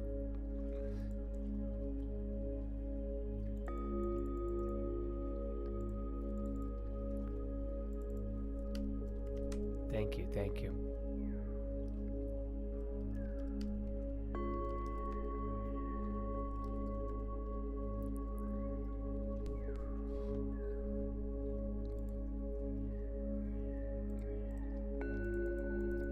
Spending, printing, and regulation. Well, that's why, but listen, this is why I'm excited. Because, it's going to be difficult. And this is why I think, that's what I'm telling y'all, man. You get a good long term and you really locked in, we're going to get opportunity. So, but then again, too, I hope a lot of you stay safe. And that is why I have been making this content and telling you all. It's unfortunate that, like I'm saying, a lot of well-meaning people, they don't understand it. And then the news tells them the other thing, and they believe that. But I hope you see it took 5 months. They spent the first 3 months trying to scare you with tariffs and inflation, but that didn't happen. You know what I'm saying? And now that idea died. And like I showed you guys the other day, now they're pumping this deficit thing, but that is the truth. That's the one that's okay, I can't disagree with that. You see what I'm saying? 3 months ago, you all were saying tariffs cause inflation. I don't care if you were going to fight with me. I told you the truth. I said, that's not true. I said all of these intelligent people in high-ranking jobs, shame on them for lying. They know better. Tariffs are literally deflationary. Everybody knows this if you read a fucking econ book. So they knew that. But like I'm saying now, look, 5 months, 3 months later, really, 2 months later, now they're saying the bonds and now, oh, the deficit.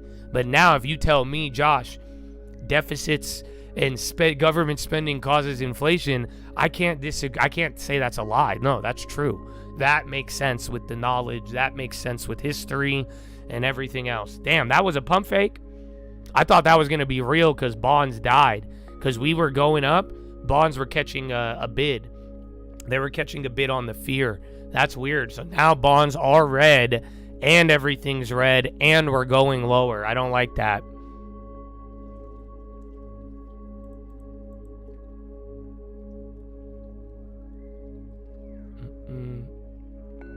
Does Trump want someone to step down? They're trying, no. I think the bond vigilantes, they're trying to make everybody panic now about the deficit so that they could get Donald Trump to back off of trade, the deficit. Because if the bond market blows up, just like Liz Truss, you're going to walk it back. You know what I'm saying? So I think, but Donald Trump isn't going to want that. I think they're going to try to fuck him up. So that's what I'm saying. I think Besant, they're going to keep it bonds stable or they're going to try their best, but they have ammo. That's what I'm saying. People are trying really hard to force them. So here's the next part of the tinfoil, because I know that Scott Bessent knows this.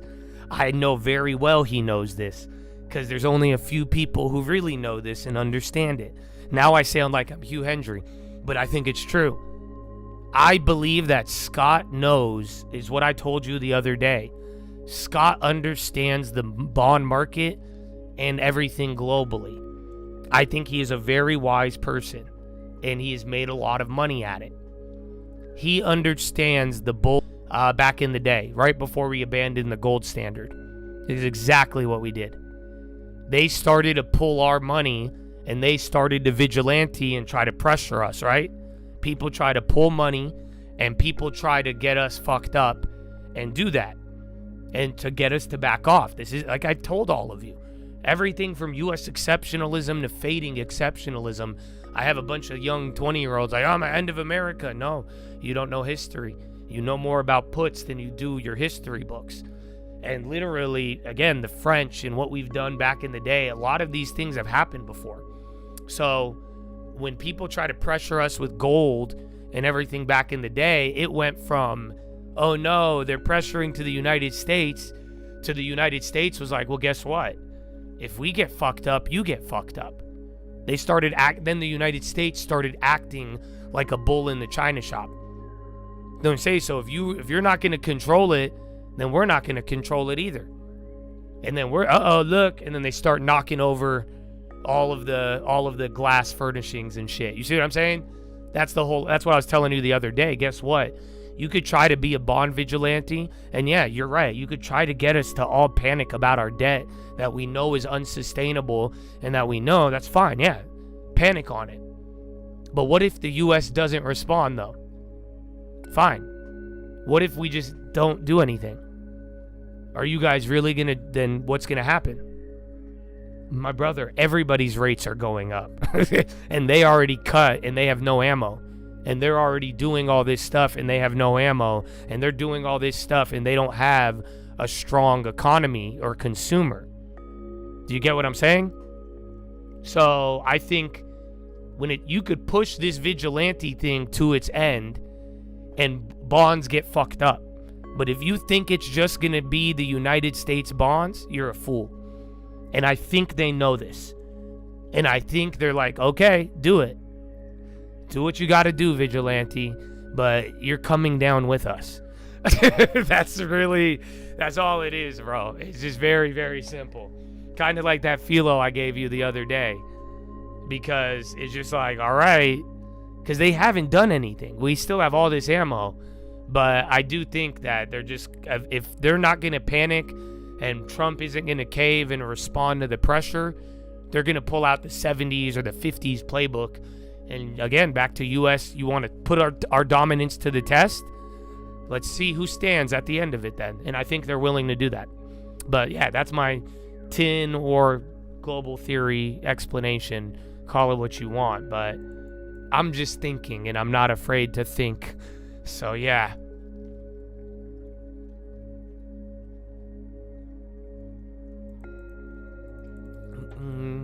Well, this sounds familiar. If you've watched our economic lessons, I've read this from the book to you guys.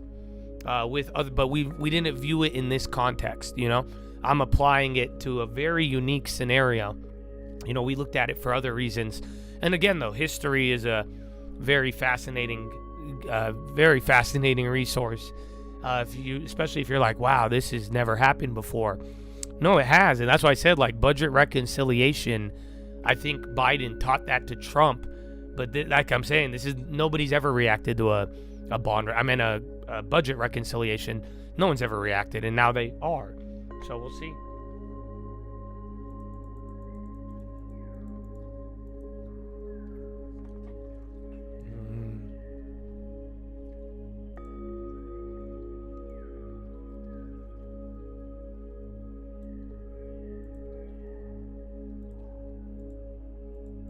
No, it's not. I wouldn't call it a.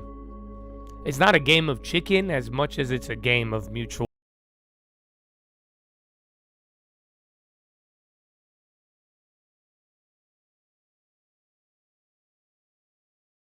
Favorite analogies. We are on a sinking ship, and one side of the boat is like, "Ha, you're sinking, you foolish Donald Trump." It's like, no, you idiot. We're on the same fucking boat. Our side is going down first. Just because the Titanic had one part up in the sky doesn't mean it wasn't sinking. You see what I'm saying? This foolish idea that our bond rates are just us. Come on, you guys. What are you saying? And that's what I'm saying. All these smart people who get paid millions a year to tell you this and manage way more money than I do. They know this. This isn't fucking rocket science. Global bond yields. So yeah, it's like, okay, if our bonds break, so are yours.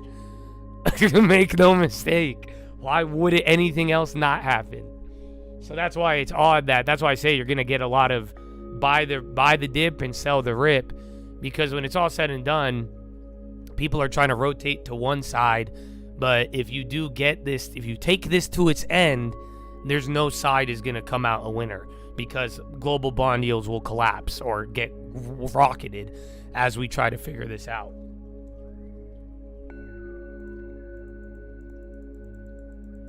Yeah, it's like your little bro ratting you out. You both get in trouble. That's a good example.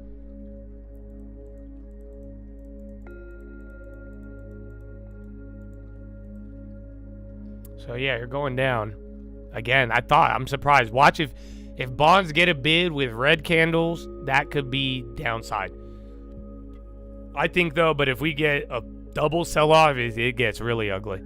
But with this calmness for now, just watch for the inverse until I change my mind. I hope that makes sense. So like if they both go down at the same time, that's going to look really ugly. But in the short term, if bonds get a bid, SPY might go down, or if bonds go down, SPY might go up.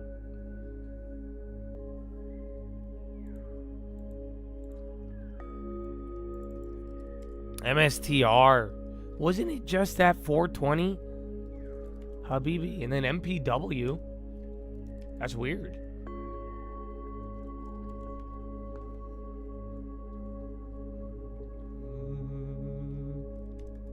And then GME's climbing up. Yeah, and a couple of staples except Pepsi.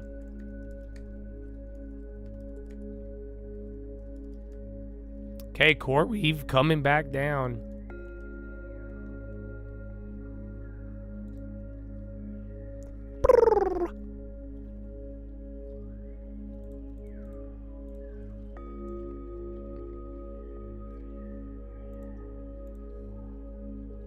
RVMD, where's what's it called, Doug? And then SPY still tweaking. So look what I'm saying. Look at the bonds. So watch, if the bonds rip, you're gonna break down.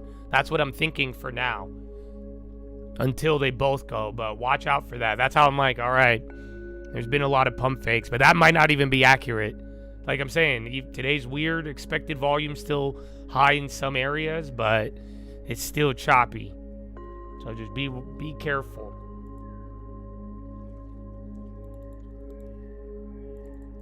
Doug. Yeah, that thing's just chilling.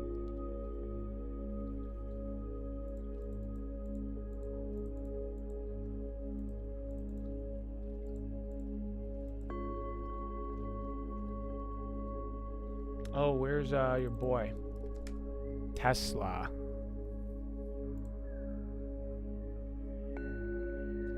Yeah, okay, those have time.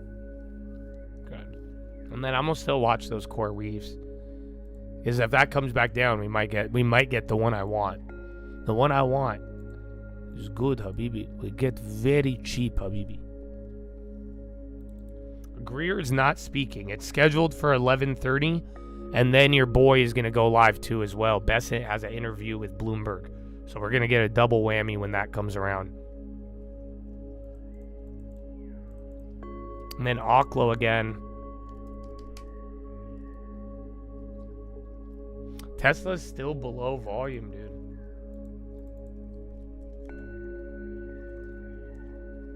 Yeah, Tesla's still trading even below where it would usually be.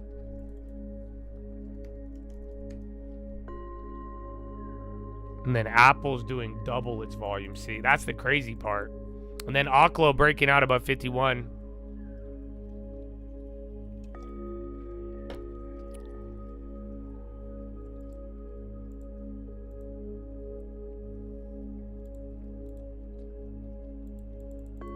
You feel like Bessent is letting you down like Yellen? Oh, that's terrible.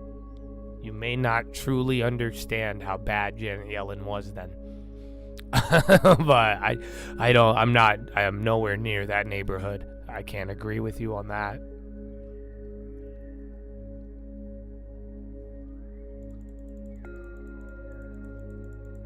And then E as well, and then SPY to VWAP. So look, that little green, nope. And then if we go red, you might run a little bit more.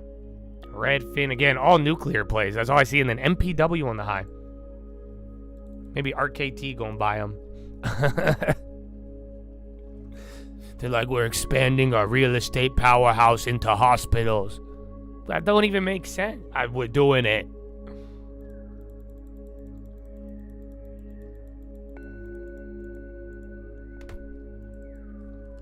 All right, low ticker or high ticker on the 30-second just gassed. A lot of things popped. I think I see a GME in there. Ooh. Well, at Euro close, we're supposed to hear from the Europeans. So we'll see. Again, you're going to have your boy Bessent and then Greer. Euro close does affect us. I have an old video on it. That's another one of those gems. So, again, if you guys have a long weekend and maybe you're new and you want all of these little things, maybe explore the Trading Fraternity videos. See what you learn.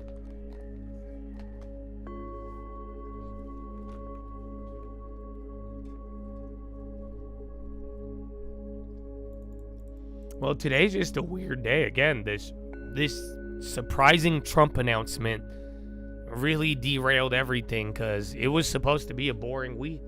And like I'm telling you, bro, people are on holiday. I would argue half of this, 75% of this is all computers or interns. This isn't even the crazy one.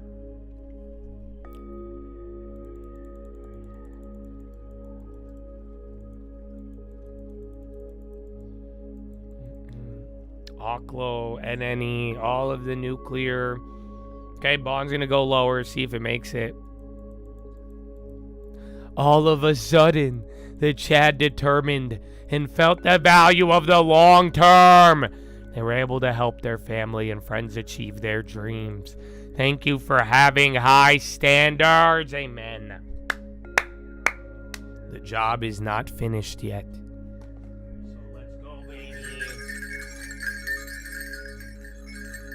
Relaxing bells.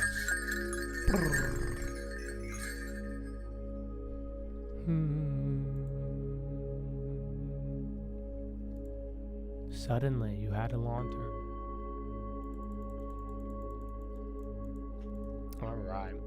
Well, I need to go to the bathroom. 4 minutes till Besant and the EU. It's honestly going to be the call, so you'll probably hear about what happened on the call in like 5 or 10 minutes. I don't think it'll be live. So, yeah. On the sell side, there's also a secondary need on the buy side where these AI companies, they have just so much capital available to them. It's hard for most investors to get access to a funding round or get the allocation that they're looking for in, you know, the latest AI startup. So they're also coming to the secondary market to either build or establish new investments. Brianne Lynch, great to catch up with you. Thank you, Head of Market Insight at Equity Zen. Meanwhile, we check back on the big story of the day. Apple shares lower. Will we see a 25% tariff if they don't move more US manufacturing for the iPhone? They're selling one unit in a larger development, and they want to have a higher public record. So I think on both sides, you're just seeing more negotiation, and with existing home sales, it's just a little more apparent. We're looking at the top areas people are moving to, all sunny places. And having just been in Phoenix this week, I understand why. Glenn, it's great to talk to you. Thank you. Really Always good to get the see you perspective. guys. You too. Glenn Kelman of Redfin. Still to come this morning, Tech's quarterly cliffhanger. You know what that is. We will look ahead to NVIDIA's results next week. Has the AI industry hit an air pocket? We'll talk about it when Money Movers continues.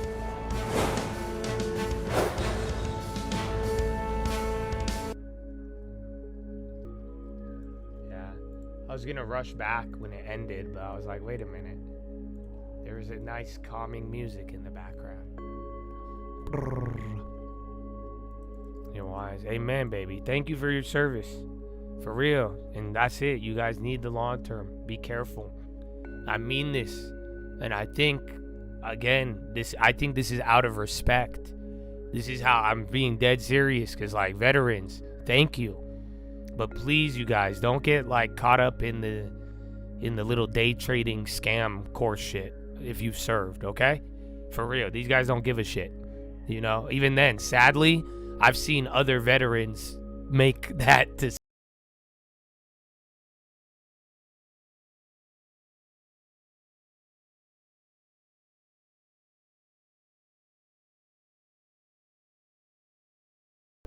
That's what I want to see for y'all, and it'll give you security and the safety you deserve. And then again, the VA loan, we're going to work that to the house, or you already got it. But just be careful with it. Don't let it get the best of you. The market has zero loyalty or sympathy to the vets, if you haven't noticed. You know, they'll take everybody's money. And like I'm saying, and don't let people sell you a dream. You know, it's just like the dream is there. It's simple. Just like, and you guys know this, the veterans, you guys, if anybody knows hard work, if anybody knows dedication, sticking to the rules, like, you know what I'm saying? Y'all know this, and it's there. It's not going to be an easy journey, but you know, the long term and what it provides, that is well worth it. And that's what we want. So thank you for your service. And I hope all of you stay safe out there. And then that you guys kept us safe in other areas, let me keep you safe financially. And that's why I'm saying avoid all of these dangerous areas that, you know, people don't come back from them. And there's not good reports coming back, you know, but the long term, that's the promised land. Besson is live. Having me. Particularly just fresh off a flight from Banff, all right? From the. Let me put it on this one.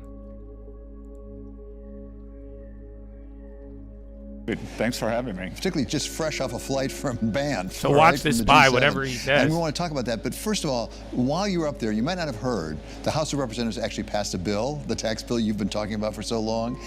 Give us your sense of the scoring, as it were, on that bill, because I know you're concerned about the deficit. A lot of people are concerned it's not helping us that much of the deficit. Last Chad who got a server job. I think this bill. Remember, he showed us his law term with 30 grand in it, 40 grand. As I've said, our economic he said policies, that changed Trump his had life. Economic policies really Stack a the three-legged stool. So it's trade, taxes and deregulation. So this tax bill, first step, making it through the House, I think the permanence in the bill from 2017 is going to give, everyone's talking about, oh, there's not enough certainty now. Well, what I can tell you is this permanence is going to give great certainty. And I think the scoring, you and I have talked about it quite a bit. It's Washington-style scoring, and it's not real-world scoring. What I am concerned about, or have been concerned about, are we controlling expenses? Yes. Are we going to grow the economy and accelerate the economy and stabilize and then bring down the total debt to GDP? And I think this bill does a great job of that. As you told us more than once, one of your goals is a deficit that's no greater than 3% of GDP. The scoring, the predictions on this bill as it's written right now is 7%, maybe 6.5% next year, not anything close to 3%. Now, you said we won't get there right away. I think market just like hearing him. Well, David, what I've talked about is something with a 3 in front of it by 2028. We didn't get here overnight. We're not going to get there tomorrow. But what we've got to do is change the trajectory and start moving it down. So, could we get down to a 6%, something below there with a 5 handle? Because what the scoring doesn't include, we have substantial and Moody's, they're not calculating substantial the stuff, but even if you calculate it, it's still a 6.6% debt to GDP. So let's include those for a moment here, and start with the first one that you identified, which is tariffs. We've had some announcements, even very recently, about tariffs, maybe 50% from EU and 25% on Apple products. Is that motivation for that revenue? I mean, do you need those tariffs actually to go into effect to meet the numbers you need in deficit? Not at all, because we have substantial revenue coming in now.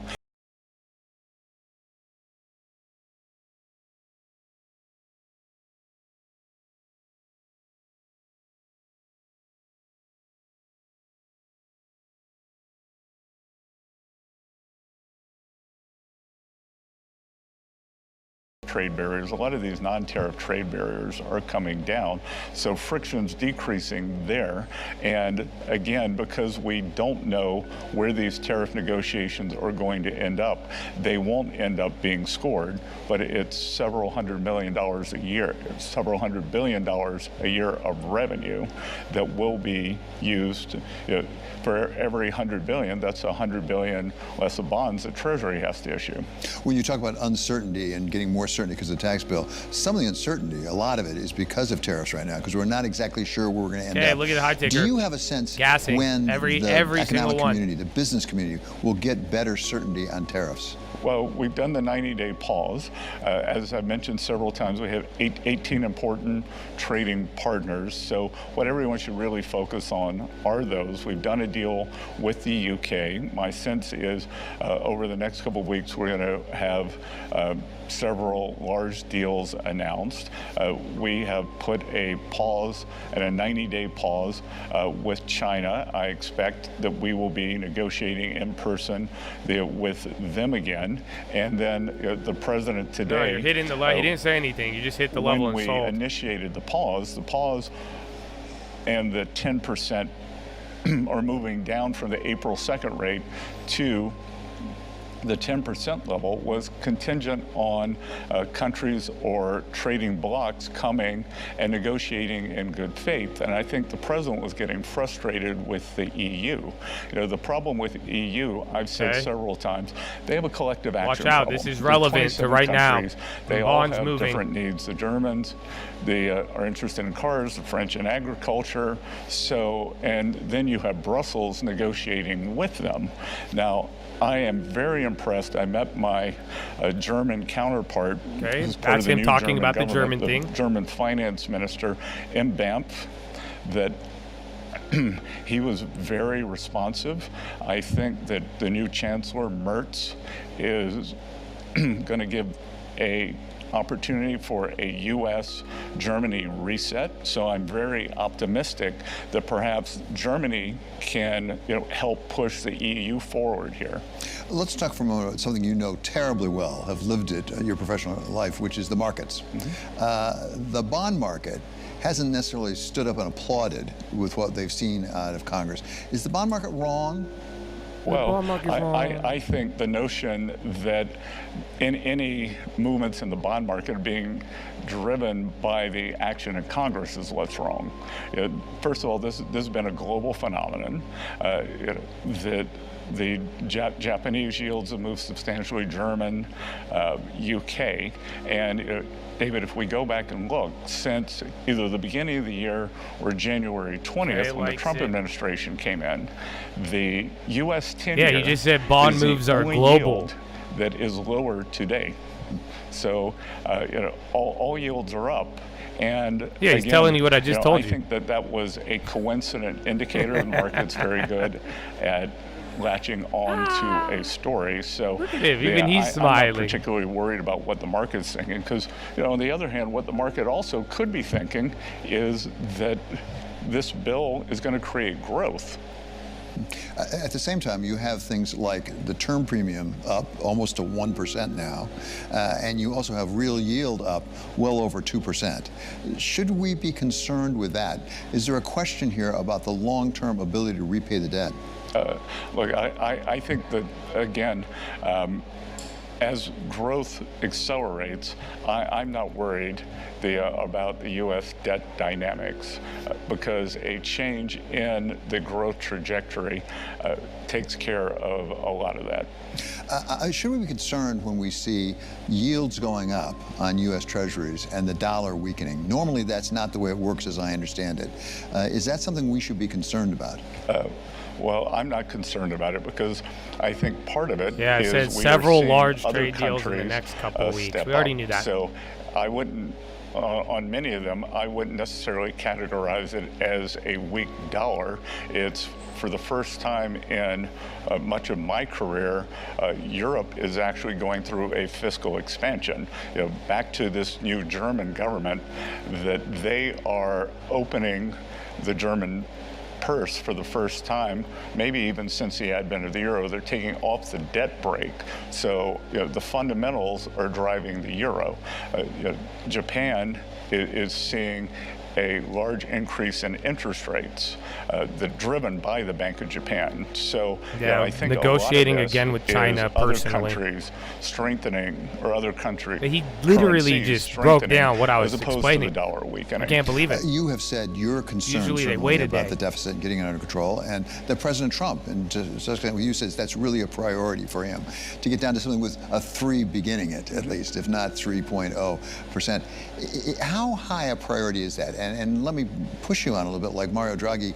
Will you do whatever it takes to get it to that level so that if the present plan does not work the way you hope it will, you'll take other steps? Well, I think what we've been trying to do, especially on the cost-cutting side, whether it's DOGE, whether it's OMB, is go line by line. And on a lot of this, the Democrats are fighting us, the courts are fighting us. So let's see where that ends up. And of course, we can keep coming back in terms of making government more efficient. I think I've been there 3.5 months now, and I can tell you the amount of waste, fraud, and abuse is startling. Yeah, I think most of us who have dealt with Washington would not disagree with that at all. The question is, where do you trim and how do you go about it? There was a $2 trillion number thrown out at a rally here in New York City, as I recall, by Elon Musk and Howard Lutnick. Was that a wrong number? Are you going to come close to $2 trillion out of costs? Well, we'll see over what the scoring window is. Could we end up with 150 billion a year in savings, over the CBO window? That'd be $1.5 trillion. So. But you're on track, you think, on the cost-cutting side? Well, again, there's a lot of resistance that the Doge and Elon were criticized for the pace they did. But I tell you, just and the other ones, in my 3.5 months in Washington, if you don't move fast, then the swamp kind of grabs you and you start sinking, and the vested interests kick in. What other tools do you have in your toolbox to apply to the deficit if the present plan doesn't deliver all that you hope? Oh, look, I Again, think bro, there's 5,800. We went above it. Why don't we wait and Market see likes hearing him. It likes hearing trade deals, Germany, China, but as I mentioned, it's still a weird day, and that resistance is real. So I think it would be the third part: trade, tax, and deregulation. So deregulation is the slowest moving part. I would expect that to substantially kick in to the economic growth in the third, fourth quarters and really accelerate next year. Also, one of the most powerful economic parts of the tax bill is the immediate expensing of capital goods, 100%. For capital goods, and what we have added to that is we already knew that. That was that manufacturing expensing of factory structures. So I think that could really accelerate the growth. And as you look at this problem right now, what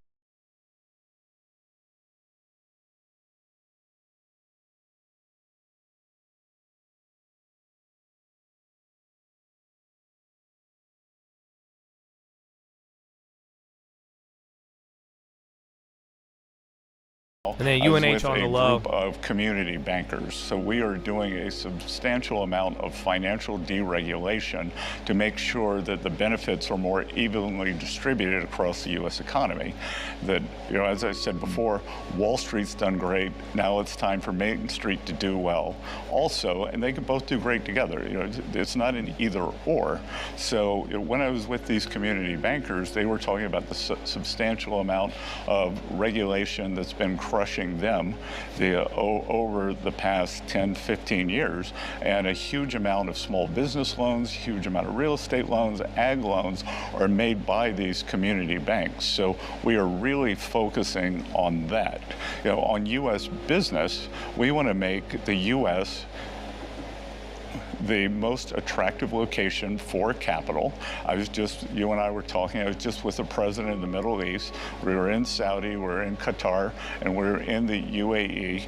And the trillions of dollars that are going to be pushed into the U.S. One form of regulation that gets a lot of attention in New York and on Wall Street is banking regulation. Let's talk about the supplemental leverage ratio, which seems like an obscure thing off to the side, but it has been the subject of much discussion. And it does, as I understand it, relate to U.S. Treasuries and yields on U.S. Treasuries, so that if major banks held more U.S. Treasuries, it would bring yields down. You've said you're going to take more of an active role, as I understand it, with respect to some of that banking regulation. Where are we with that? I think we are very close to moving the supplementary leverage ratio, SLR. That is moving along that's one of those quickly. Things. That's ammo. Between the three banking regulators, the Fed, the OCC, and the FDIC. So I would think we could see something. They're trying to find a way to get banks to buy more treasuries. Knowing the markets as you do, would you anticipate that might have a significant material effect on treasury yields? Well, I think it could, because banks are being penalized for holding treasuries. There's a large supplementary leverage charge. So I think for holding the risk-free asset, we can reduce that. And that's what I'm telling I've you, seen bro. estimates it's so early. that You haven't seen it could bring yields down. Everyone's shooting their ammo. He hasn't done anything. Points. Certainly during the COVID crisis, again, that'll take time. It was temporarily taken off, and it had a big effect. Let me ask something different, but I think might be related, which is stablecoin. If really we went big into stablecoin in this country, what effect could that have on the strength of the dollar? Because people might have to hold dollars in order to match against it, or even for treasuries. Well, we are going big on digital assets. So Trump administration has made digital assets a priority. Past administration starved and almost made extinct a lot of these companies and pushed it offshore. So what we want to do is apply the highest U.S. regulatory and AML bonds are liking that little to bank digital thing. assets. Again, SPY still especially just tripping at the stablecoins. resistance. And, I've seen estimates that just over the short term, stablecoins could create $2 trillion of demand for U.S. Treasuries and Treasury bills. Yeah, you're already going down. I need to go pee. So, but watch bonds on that about SLR 300 comment. billion right now. Watch the market. Watch reports, CoreWeave. including on Bloomberg, that and then there Bitcoin, may be Mobileye. if I can call it privatization of Fannie Mae Yo, and watch Freddie Mac. Intel too. Something that's been talked about since I think they were nationalized essentially during the great financial crisis. I heard the president say, "I'm going to ask Scott Bessent about this." So has he asked you, and where does that stand?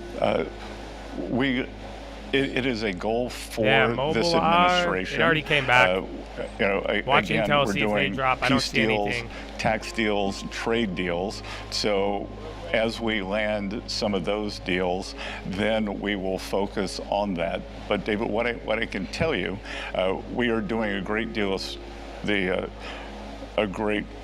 deal studying at Treasury, because the one requirement, supplemental leverage over summer for this privatization, so literally by is summer that they are banks privatized in such a way might be that incentivized to mortgage start buying spreads, treasuries. They do not widen. And in fact, is there a way that we could make the spread between the risk-free rate and mortgages tighten as Fannie and Freddie are privatized? That was exactly my question. So do you know the answer to the question? Is there a way to do that? Because most people are concerned that will drive up mortgage rates.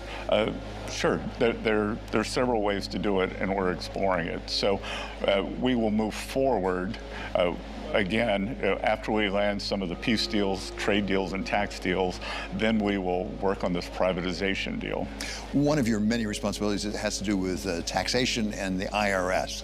I know that you are really pushing hard for modernization of the IRS. At the same time, we've lost a lot of people at the IRS. Isn't that hurting their ability to do their job? So, David, my three priorities. Okay, I'm gonna go pee. BRB. Collections, privacy, and customer service. And if we look over a long view, we haven't lost a lot of people at the IRS. There was a massive headcount increase from the Inflation Reduction Act, and back to this crazy CBO scoring. By increasing expenses, there was the scoring that you would actually somehow up collections, which didn't happen. So we had a great collections year this year, came in above target, and this modernization program, the tech modernization program at the IRS was begun in 1990. The young man who was in charge of it was not, who I put in charge of it, was not even born then. So that it's 15 billion over budget. It's a $3.5 billion a year budget. I think it's running on COBOL, which is what I may have learned in college, on 12 different systems. So we are going to fix that, and I think all three of my priorities are going to be served, and I think it could be substantial savings to the American people, because the IRS roughly processes as many transactions as a mid-sized U.S. bank, which does it at 10% of the number of people, 10% of the cost. President Trump said a while ago, posted actually on social media, that they were in the process of removing the tax-exempt status from Harvard. There's been a lot of issues with Harvard, but that's one that comes within your bailiwick. Where is that process right now? The president is moving forward with that, and we're also looking at taxes on endowments.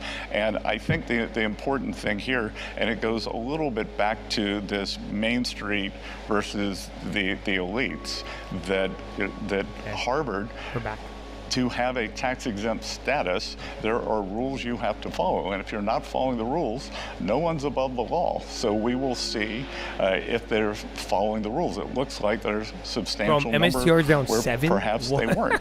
And, again, too, Harvard is a gigantic hedge fund. They run a leveraged investment model. So we'll see where all that goes. Is it Harvard alone, or are there other universities or colleges that also might be subject to review on tax-exempt status? I haven't seen that. But again, back to cutting government expenses. These things are more out of control. The universities, they so are again, more out of control. At that than point, the all of those are going to. You got to move like 2-3 strikes up if you want to. Inflation index. But still, wait, and the volume's still mad low. low. Higher education inflation index, and most of the expenses have grown at CPI plus 3%. I'm waiting on mine. I haven't taken any of them yet. They need to get their houses in order. I like the idea. Let's come back to BAMF, because you just got back from the G7 meetings. And the communique, as I read it, really focused on imbalances. And the whole industry, but XLV is not moving like that. What are the imbalances you're most concerned about? Well, I think the group as a whole was very concerned about the global imbalances around China. That China just keeps increasing their share of global manufacturing, and has not done a much needed adjustment in terms of consumption. And as I predicted, I normally don't like to take victory laps, but I did predict it, and I was right. I said when the US put up the tariff wall, that all those Chinese goods would go somewhere. And I think the G6 has seen that these Chinese goods are starting to permeate into their economies. They're quite worried about it. But there's a whole series of global imbalances. We have a large trade deficit with the EU, so we'd like to see more pro-growth consumer spending there. And but the real thing, when I think about China and the rest of the world, especially the US, in the US we are trying to rebalance towards more manufacturing, mostly high-end manufacturing, not the kind China has. Would I ever buy everyone SMR agrees for the long that term? China No, I think I would go to needs jail. to rebalance toward less manufacturing, more consumption. I'm Middle Eastern, bro. I can't be investing in uranium like that. Is there a chance that we could do it together? What Ray Dalio might call a big, beautiful rebalance. Yeah, you're going. MSTR is dumping. I have that up there. As you know, again, we saw a couple of other things move. When you have Mobileye these trade was a imbalances, dud. it means we're importing, buying more things, and we're exporting dollars, essentially, overseas. A lot of those dollars have been coming back to us in various forms, particularly in U.S. treasuries. Can you have a rebalancing, for example, with China, or with Europe for that matter, that doesn't necessarily raise the yield on treasuries, because there are less dollars overseas to be invested in U.S. treasuries? Oh, sure. I mean, these balances weren't always like this. In 2000, before the China shock, we've historically had big inflows into treasuries. But what used to happen, bonds love that little in SLR comment. That kind of blew my mind too. Trade would come in, and then we would sell the other country a GM. Now we are selling them either a treasury bond, private equity, or Google stock, and that has a lot of distributional problems within the U.S. So that's how we've ended up with the coast or Wall Street doing very well, middle of the country, manufacturing being gutted. So I think about it's this the is capital account, of the current flows account, coming back in, and the system then, of how trade works. As you mentioned, right. I think we can see more bond buying they don't buy manufactured U.S. stuff citizens, anymore. U.S. They buy institutions. stocks. They buy but real the other estate. thing that That's I will why all say the people is, doing stocks and real estate got really data, rich. and we've actually the other people been didn't. seeing This is all from our economic lessons. There's a whole playlist on the trading reserve fraternity. managers, sovereign wealth funds, or pension funds have been buying more treasuries in the latest auctions. So when we talk about trade, we talk about goods, sometimes services. What about capital flows and how capital flows work? There seems to be a movement in parts of the world toward stopping capital flows. I mean, we've had Macron in France say Europe can make it on its own. We've had Australia take certain actions requiring pension plans to invest domestically. Are we moving toward autocracy? I don't think we have to. There's certainly nothing the U.S. is doing to prevent capital flows.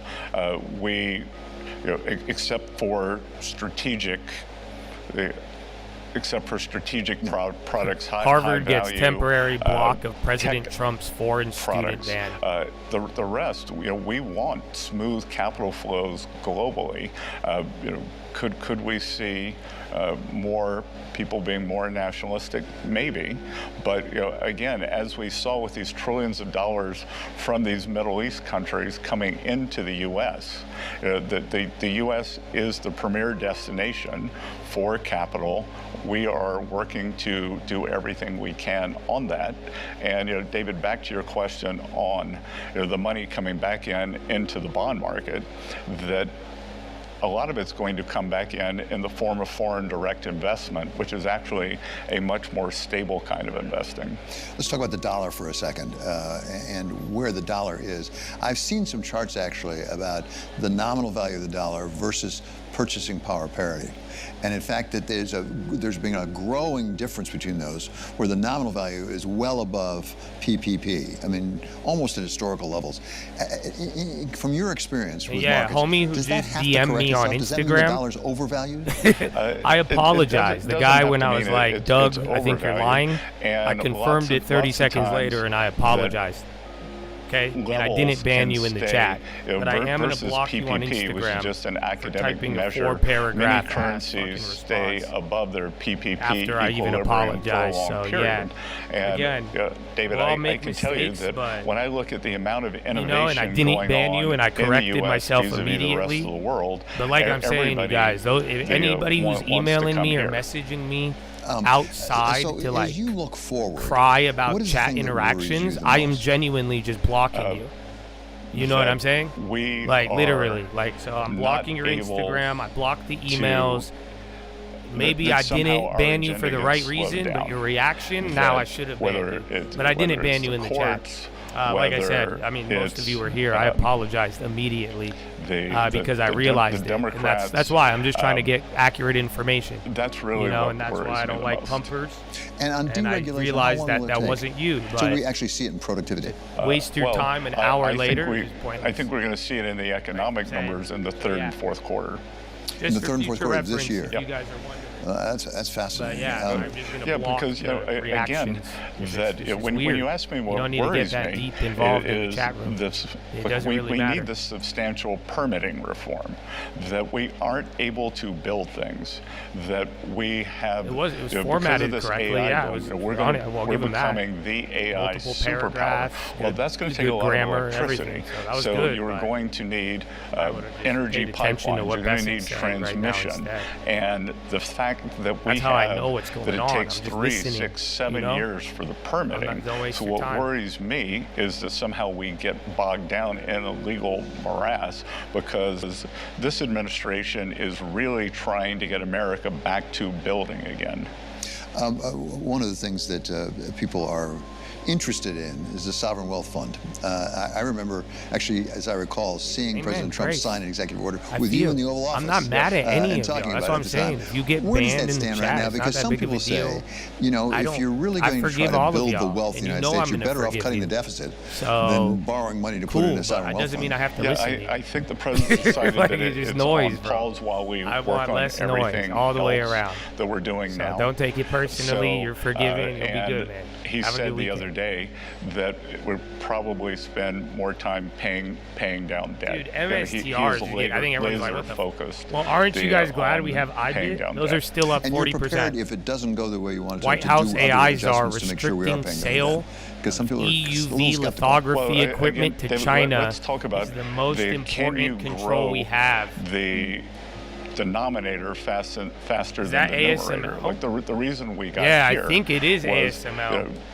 The czar, he's not doing anything, but they're talking about it's fine. Restricting lithography to China is the. They're saying that's the most effective way to do it.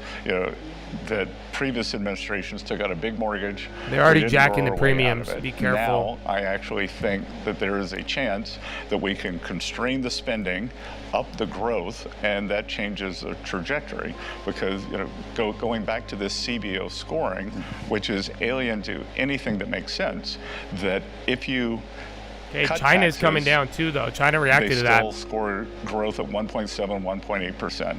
If we raise taxes, and if this tax bill didn't go through, it would be the biggest tax hike in history, then growth stays at 1.8%. So, I think that we can accelerate growth here. So, my worry would be that somehow there is a glitch and the tax bill did not get passed soon enough. So, I would encourage our colleagues in the Senate to push for the July date that Leader Thune has.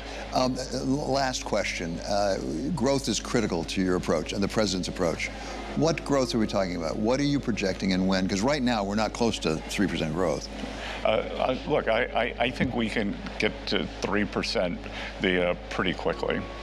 Well, okay. How quickly is pretty quickly? Months, quarters, years? Quarters. In quarters, we'll be at 3%, you believe? Yes. Sustainable. Wow. Yeah. Look, I think we were in the middle of, you got Fed Cook right now, too. Industry, this U.S. innovation edge. We are starting to see real productivity increases like no other country is.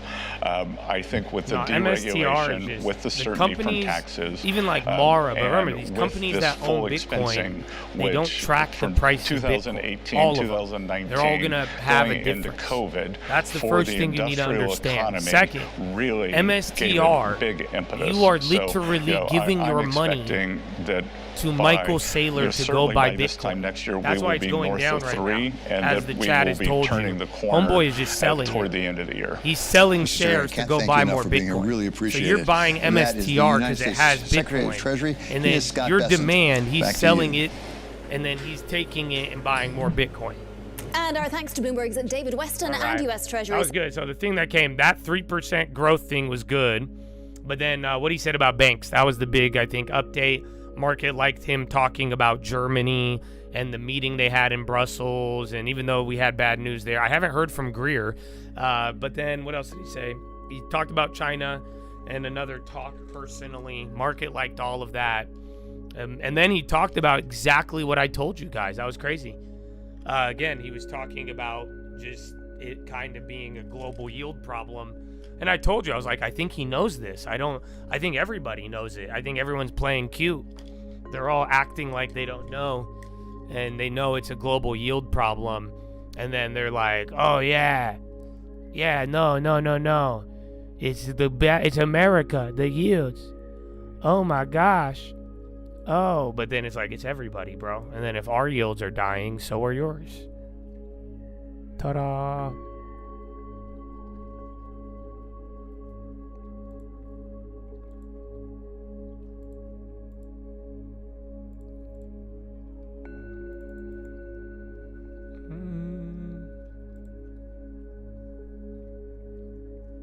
Not bad.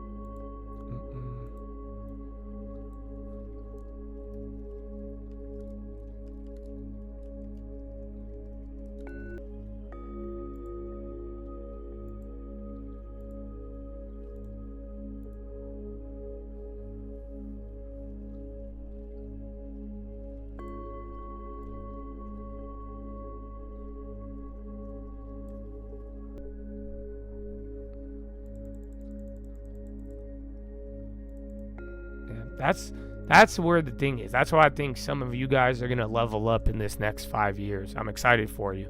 You know, this is where I'm saying we got to learn and be better. And I think some of you, you're learning this stuff. You see what I'm saying? You've heard me talk about it. You've seen some of my actions and why I've done and haven't done things. But that's what you got to, these things are good. Like, I like Bitcoin. I like silver. I like gold. I like MO. But we need to, don't let the emotions get you in a bad position, literally. You got to know what you like. You got to know what's good. and have the wherewithal to not be FOMOing and buying them at the high. You need to strategize, save, be patient enough, and get good things at good prices. But you don't want to do this good thing, bad price, right? You picked the right thing, but you also picked an awful time. So yeah, amen.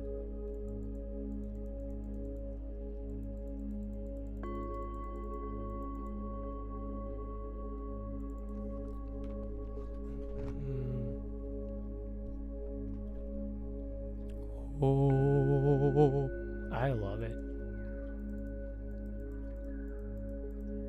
Down a lot year to date. Apple is good year to date if you're thinking year to date. So for me, I'm just waiting because I think Apple's a good company. But in Mag 7 nominal price right now is still the highest it's ever been, right? Like when you look at Apple, go look at Amazon, Google, this is still relatively very expensive. You know, at one point, $197 on Apple, people would be like, whoa, you know? But I'm saying the nominal is high, but the price to earnings on the Mag 7 is the cheapest it's been since 2018. So that's the irony of these stocks. But personally, though, like I'm saying, there's just names now that down the line you might not be able to get them this cheap. So we'll see for now, but that's why I wait on the Apples. Because again, I have Meta and Netflix, but we waited till the worst case scenario to acquire those. I don't know what's going on with Futu, but it has unusually held up this week. It had way more demand, volume, green. It really traded separate from the whole China situation.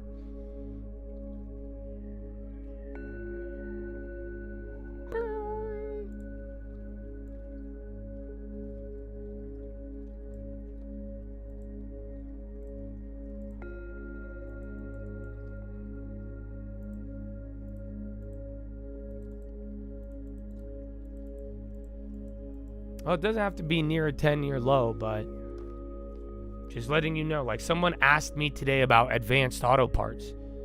We had that on our list. You guys remember I was saying I wanted advanced auto parts at one point, and then I didn't. And then they cut dividend. But like, look, it was because of the time, like relatively speaking. Dude, during 2023... there wasn't good deals unless you bought the low. Again, you bought Meta, Netflix, all that shit at the low, or you didn't. So there wasn't good deals around. Like 2023, everything was ripping, right? And then coming into 2024, everything was ripping. So that's why this showed up on my radar. We were looking for value at that moment. But do you see what I'm saying now? Where, again, after they cut their dividend, I gave up on them. Because again, I looked at it for a different reason. But do you see now where I'm like, yeah, I wouldn't buy it after going up 50%. But do you notice how our list is completely different now? And think about it though. Right now, relatively, you have different quality opportunities that you could get right now. So that's what you want to take advantage of. At the time, AAP was one of the only cheap names when everything was ripping. And they didn't even do that well. So, but again, we never ended up getting in it. Bitcoin's dumping now. But the whole idea is look at relative. So it's one thing year to date, but like, think about it. There's some names that they are trading at a price now. Again, I hate to bring this example up because people like to manipulate this situation, but UNH, you see what I'm saying? Like in 2023, AAP was down, UNH wasn't. So these moments are going to last. It's either going to get worse or it's going to get better. But there is now a new set of names that are available in the market today that are high quality names, and they are trading at a much lower price. And that is how you want to be looking. And if, like I told you yesterday, healthcare, biotechs, start with the top 10. You want to get the best names possible finally when they start to go down. That's why I think Pepsi could go a little lower. It's at a key level right now, but like, this is one, bro. Look at 2023, we're looking at advanced auto parts, and again, we're like, oh, that's value because everything was ripping. Pepsi was at an all-time high. You know what I'm saying? Now it's yielding 4.5. Now you could get the same yield on AAP almost as you can on Pepsi. That's a different ball game. So that's what I'm saying. You want to use these opportunities, be in the moment, be present, because you want to know the relative value where it's like, yeah, now your money in certain areas, that dollar is going really far. And in others, it's not going far at all. That's why I'm like, why the fuck would you be buying anything at an all-time high right now when there's generational companies at a 5-10 year low? I'm just like, come on, that doesn't make any sense. That you're getting way less for your if you think there's inflation and all of this, it's like, dude, you're getting way less for your dollar buying something at all-time highs. Again, insisting on buying core weave after it was just at $40 and then buying it at $100, you're getting less for your money. I'm just being a fucking poor kid who grew up shopping at Pick and Save, bro. We trying to just I want to stretch that dollar. You get what I'm saying? So yeah, we have time, 10 years minimum. So we waiting, but be in the moment and make your dollar go longer. I'm trying to get good quality and get more good quality for that same dollar. I don't want to buy something in the market now and it just doesn't get me, far. Like, I'm getting less equity, less ownership for what I'm spending on. But now that's what I'm saying. Like, dude, a Pepsi, UPS, Pfizer, J&J, Merck, even, like, there's some names that these names, and now you're getting way more than you could have. And even compared to 2023, when your dollar was getting you less in some areas, those same names that were at all-time highs, you're picking them up right now at a very good low. So yeah, that's the goal, and I hope that adds to why I'm waiting and why I buy certain things and not. So yeah, good luck. I did not add Pepsi to the long term, no, but I'm looking. I want it. That's one where the yield, it's at literally it's kind of been one of my golden indicators. Anytime like a fucking blue chip, bro, anytime a blue chip hits 4% yield is money. Usually, almost every time. Again, JP Morgan, that's how he did it. You know that, right? My yield on cost on JP Morgan is 4%. That's why I'm saying motherfuckers telling me to buy SoFi, ask me to buy this bank. I'm getting paid 4% a year, a bond, to hold JP Morgan stock. So that's why I'm like, come on. But so usually when you got like a behemoth of a name starts to yield 4 or higher, that's a good, either it's gonna break or it's gonna bounce. But even JP Morgan at the time went lower. So we bought it at the 4% yield, but it went to like almost 5 or 6, I think. So it's not like just because it hits 4, it's not gonna stop. Like, I think Pepsi could go a little lower, but I do like it. I'm a big fan. See, because it's at this like 5-year support level, so it's either gonna break and start flushing a little bit more, or it's gonna hold. But yeah, and then again though, it's a name you all know about. Everybody in the world knows what Pepsi is. So, and then you could get paid 4.5 right now.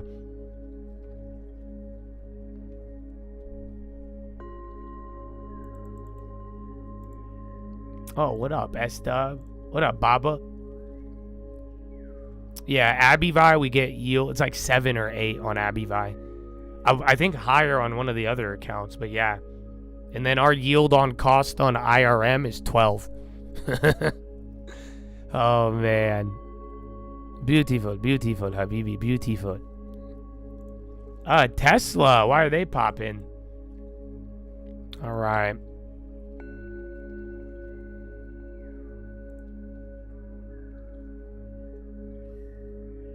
Yeah, Tesla's going straight up.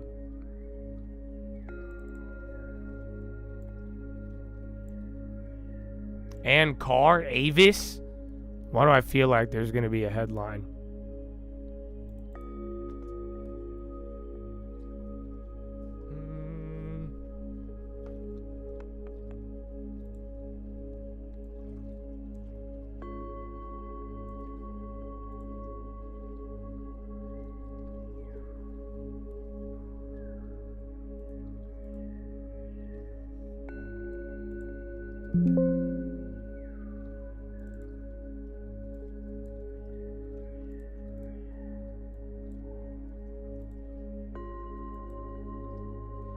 Yeah, Tesla.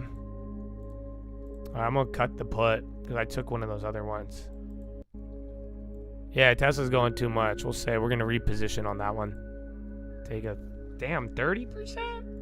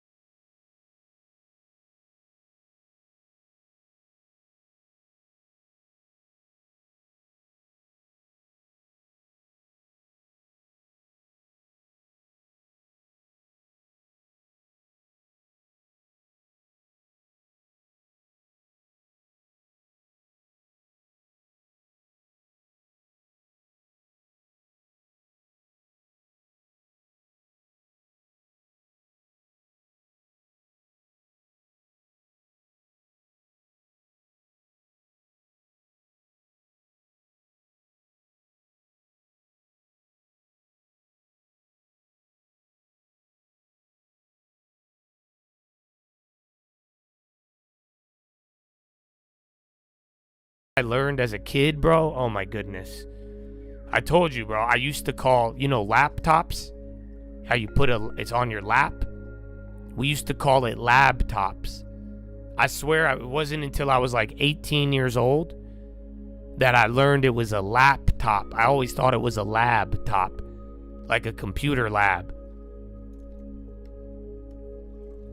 Yeah, Baba getting big volume. Its candle hasn't tweaked yet. And then PNC on the high. And then Walmart too. Hold on. You might have something brewing, but also everything's trying to squeeze. Like, look, almost all velocity is gassing.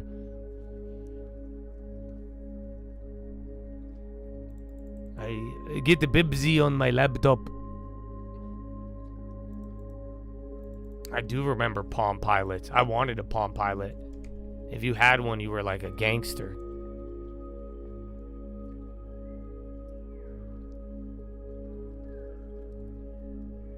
Salmon? Yeah, my girl still says salmon. I'm like, it's salmon. Salmon. That's a king in the Bible. Salmon. Russia to hand over proposal to Ukraine after swap. All right, man. Everything kind of moving. Look at it. Look hella blocky. Looks like a damn computer. But again, momentum is high. It's slowing down on the short end. But last 5 minutes, everything broadened out a little bit more.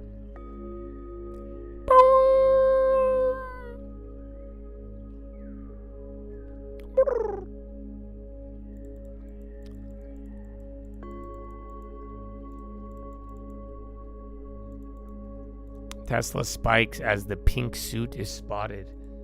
Oh, your boy. The past few months.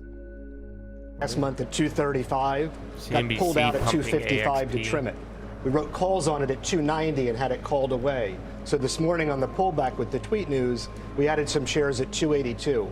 It's an aspirational younger person trying to get gold cards, platinum cards, some old Wall Street elite with your black cards. It's a subscription model, a service model. That's right. Love the name. I like that. Leventhal, and Leventhal definitely on the black card. There'd have to be three of us spending to rate the black card. I'm just saving you guys right now. I've seen how he rolls. Jenny, you own AXP. Yes. Goodbye. Getting an Amex Platinum card is not a flex, okay?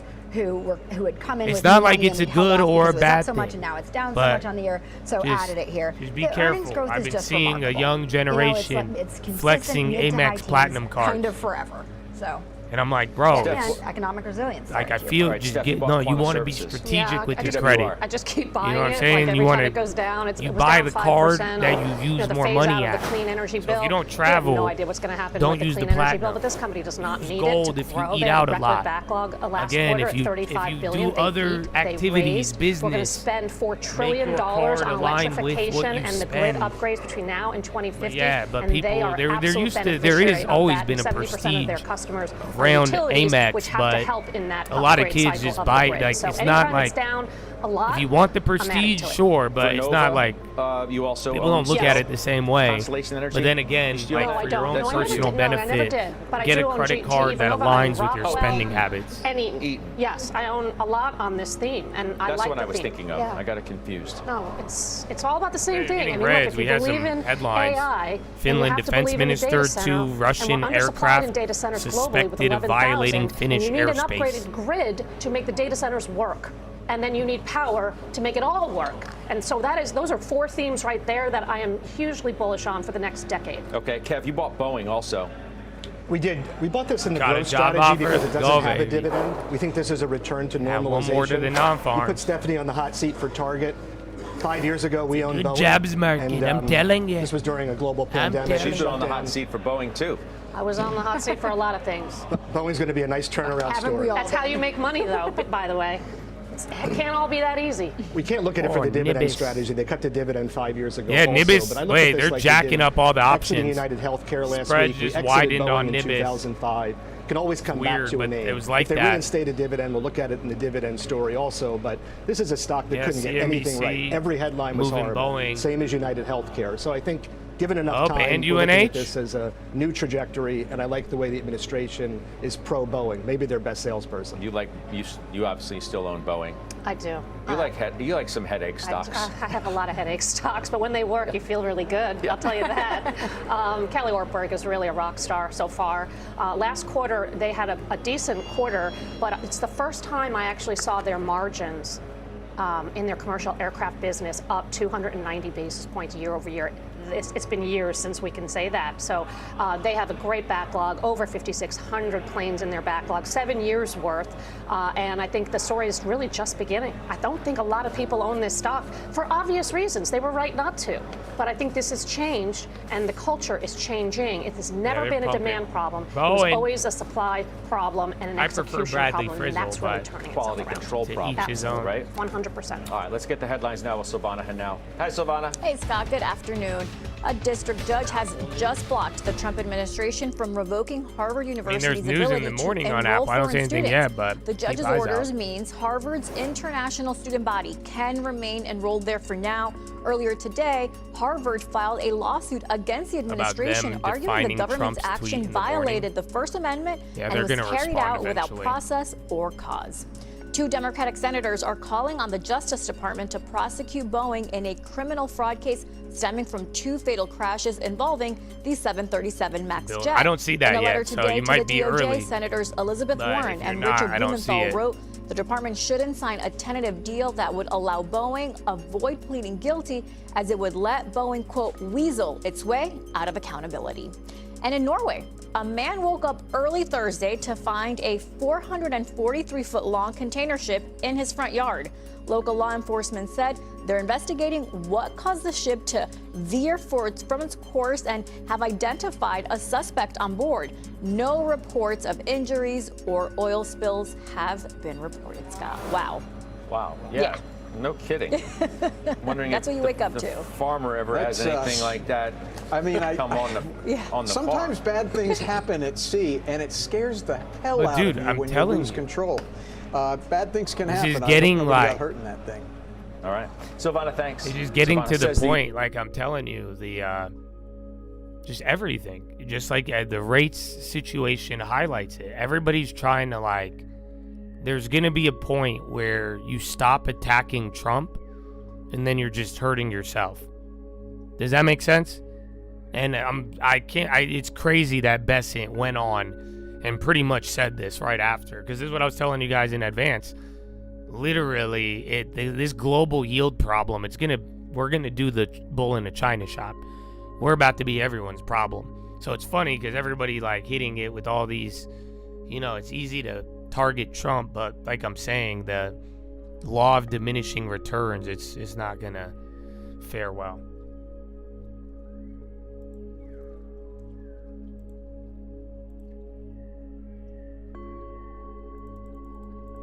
Well, a lot of VWAPs are different. That's what I'm learning based on even the data.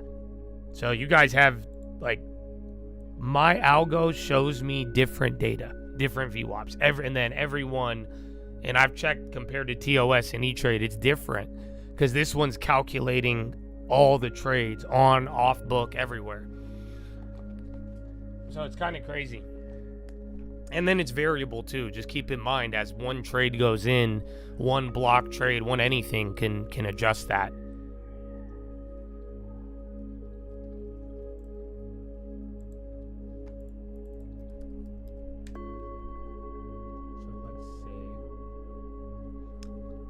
Oh, yeah. So yeah, we could do that too, the breakdown. That's what I forgot. We should do that now by here. Because like I could go and I'm looking at like core weave, literally like 40% of the volume today is all at this price. I think you could see it. So there's a couple people above and below. But yeah, that's what we should start doing around here. Any of the volume ones. It's one thing to see if it's on track, but now you could kind of get an idea of where people positioned. VTV value ETF, you don't want me to kick your ass? No, I mean, can't get mad at a Vanguard. It's very different. It's a lot safer, a lot slower, but I don't like the all-time highs. So I buy the value in its value, but maybe a couple weeks ago I would avoid it for now. Anything at highs, like I'm saying, I'm looking at Pepsi, UPS still, Pfizer, there's so many names, but Pepsi's a good one. That one is every dollar it goes lower, the more I like it.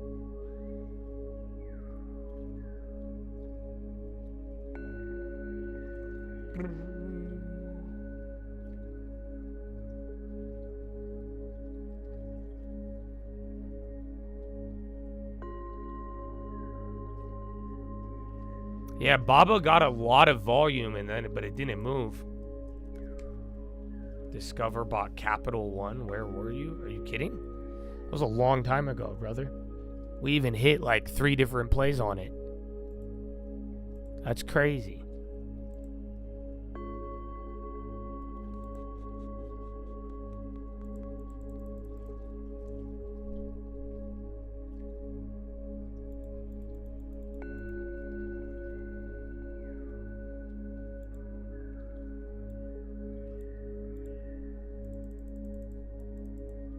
Carvana. Oh, yeah, where's Tesla? Look at that. Baba volume's real.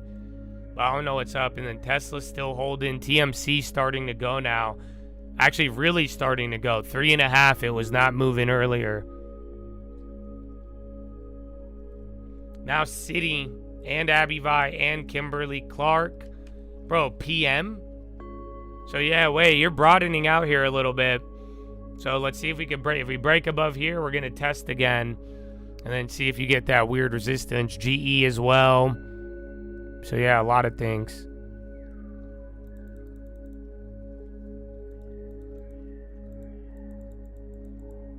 Nah, Pepsi has a lot of things. It's not just RFK.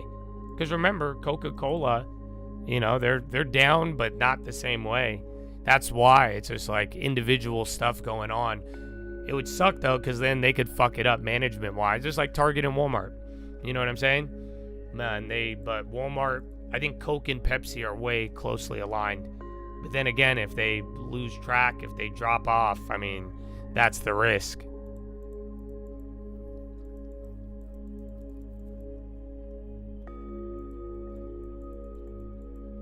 The music, I love the music, you guys.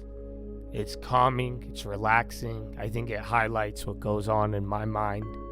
But then it also highlights what's going on in yours. I've learned a lot about you guys because you could see what people feel about it. And I think it reflects how you feel and your emotions to a degree. Because again, people are like, it's a video game, it's a funeral. You know, some people like it, though. It's just such a wide range. And I think it gives you your own little reflection. So, hey, enjoy. But at the end of the day, the long-term and emotions in this market, you better got control of it, big dog.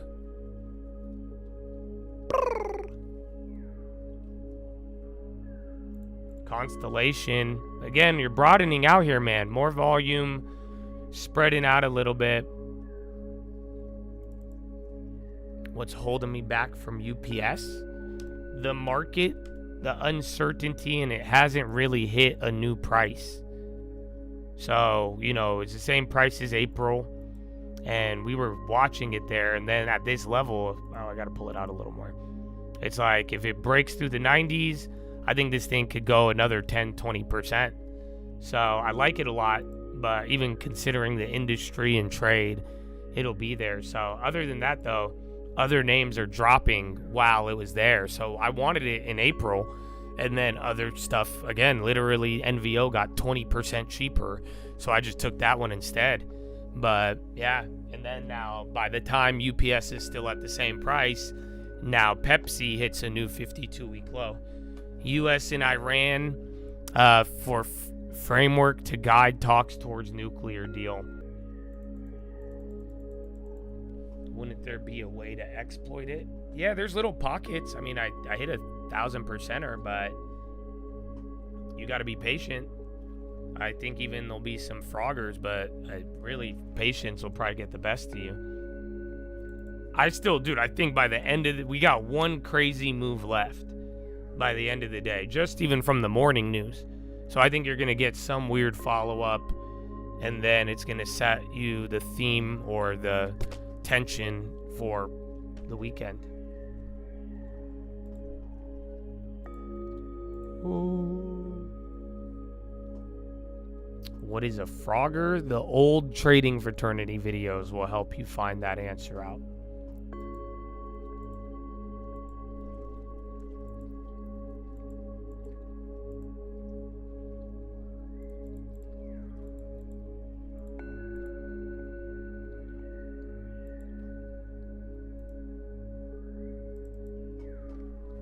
Hilton. And then Mexico has been up all day. It's only 1/3%, but still.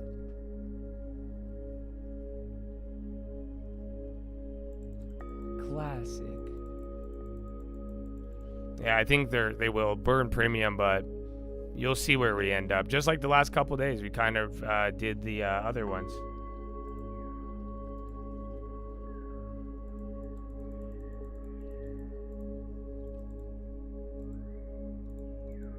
Yeah, man, I'm still gonna ban you for a mushrooms joke, even if you say JK. Like, no cap, you could ask anybody in here and they know I will. So sorry, Richard. But have a good weekend. It's a long one. Market's closed on Monday. And yeah, you gotta get another membership. Don't tell me that I banned you, because I'll ban you again.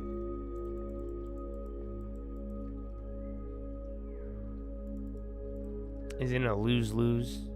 Forever wins. The bond guys are Trump. Yeah, kinda. That's what I mean. Not really. If the bond people just backed off, dude, and if everybody was like, if they just acted how they did under Biden, you know what I'm saying? Where again, you knew they were spending money under Biden. You knew things were terrible. Everybody just fell in line. State strength. That's the lesson. If we had that, dude, we would be dominating right now. But unfortunately, you know, people don't want to back off, so now we got to go bull in the China shop. You know, we could have been the leader with a giant lead running, but now we got to play bull in the China shop.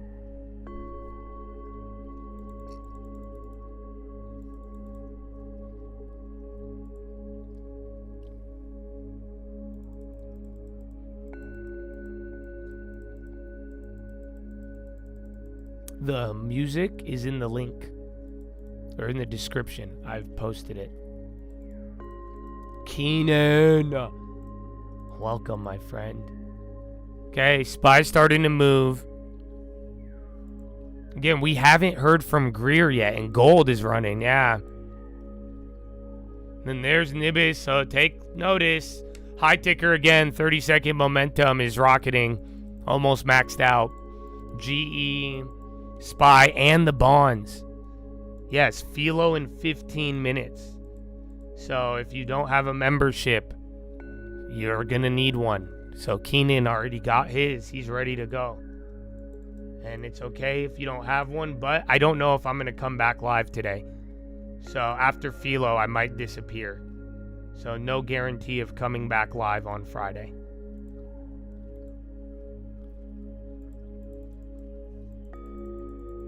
Get a membership. Definitely worth it. That's what he said. I didn't say that. He said it. He said, I want a pizza party. We just all got locked in. You guys are way more excited with Core Weave than the pizza party. So yeah, once maybe after Philo if we chill out. But I'm down. Assuming I could DoorDash to your area. I was just going to DoorDash y'all some Papa John's.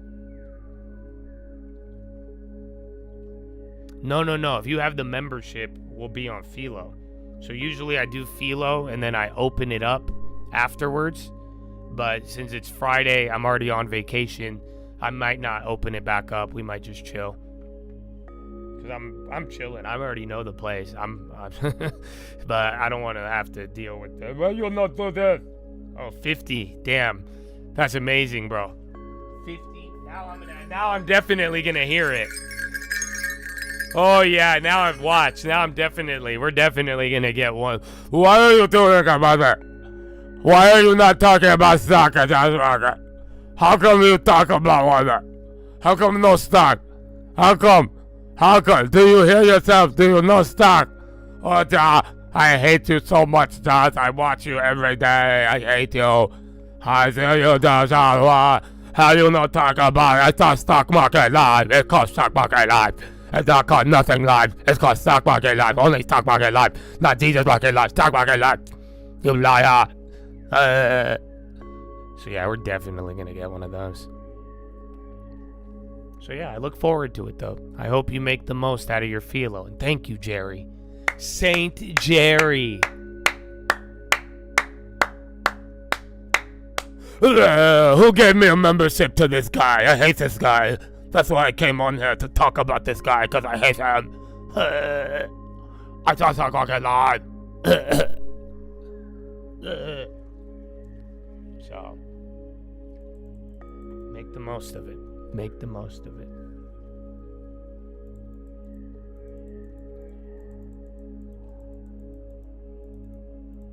$50. Look at, they're still coming in. Wow. I have no idea. I have no idea. I'm sorry, I had to read your name like that. That's how I read. I have no idea. I had no idea. Look, I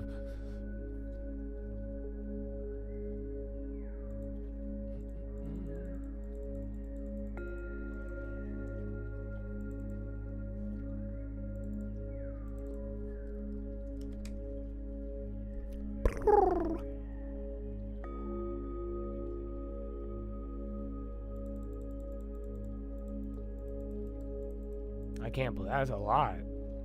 Dude, they're just filling the memberships, bro. Oh, welcome back, Jared.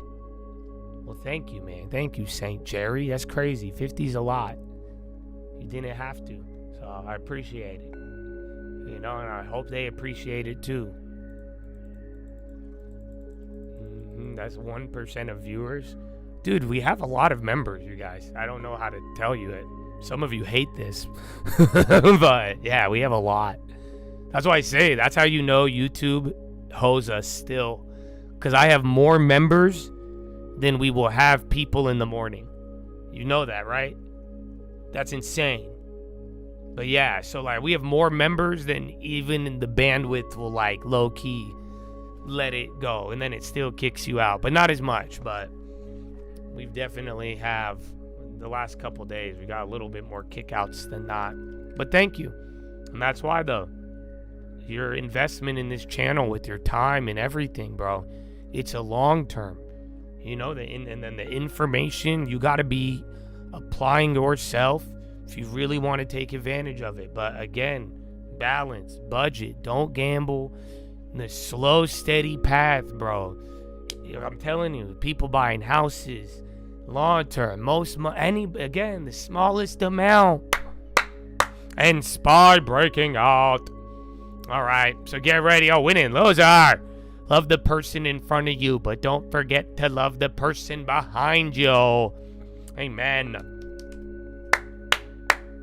I like Kraft a lot, but they never move. It's been through this for a while.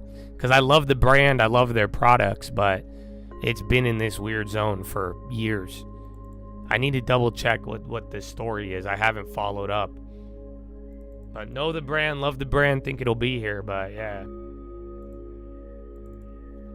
Yeah, I'm assuming Core Weave because Nibis is moving. Oh yeah, Core Wiver. Let's go, brother. It's time. Is it time? I still didn't have the exact sweet spot, but we're getting close. Close enough, Habibi. Thank you for your time. Thank you, man. Thank you guys for just showing love, bro. That's why. I don't know, man. And I that's it. Unfortunately, bro, like, I do so much better when I'm around people that I like. You have no idea, bro. I am fully Kanye. You know that? I think Kanye just wants to be me. But yeah, bro, at the end of the day, bro, like, yeah, my performance is so much better being around amazing people rather than just, that's why I'm saying, bro, like, the minute it turned into complaining, like, don't take it personally. I don't hate anybody, bro, for real, but I do a lot better, and I think I give way more to the community when I don't have to listen to trash, bro. I'm just in my own la-la land. So, is it an echo chamber? It is, but, oh, man, I perform good in the chamber. You know, it's very good. Very good.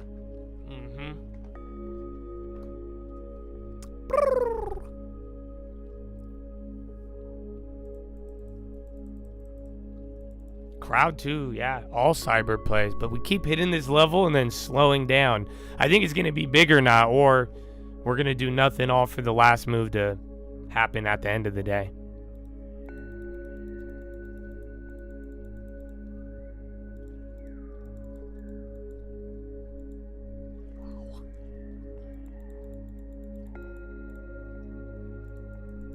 The vibes change. Well, yeah, man. I don't know, though. This is what I hope you guys hear, though.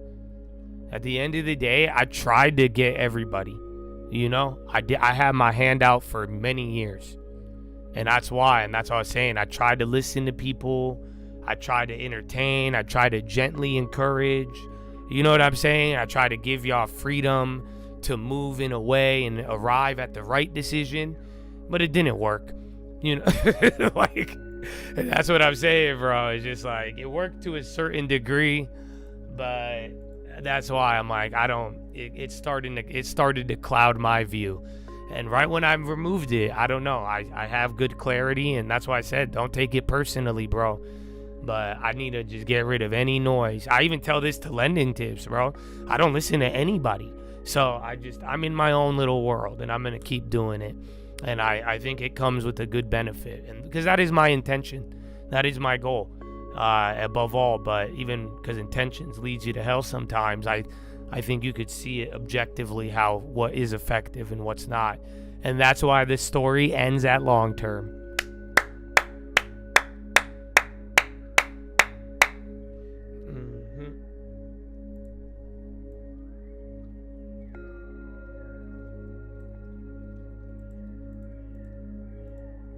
Did I ever want to be a career man instead of an entrepreneur? Oh yeah, that was the goal. What do you mean? I was born and bred to fucking go to school and get a job and buy a house and sit in that house, and that's it. I was born and bred for that life, bro. What do you mean? I didn't, until I actually touched money doing non-job shit, because I worked jobs and I saved and I used that money to get my first flip, and my first flip got my first stocks, you know. After I touched that, I was like, oh fuck, there you go.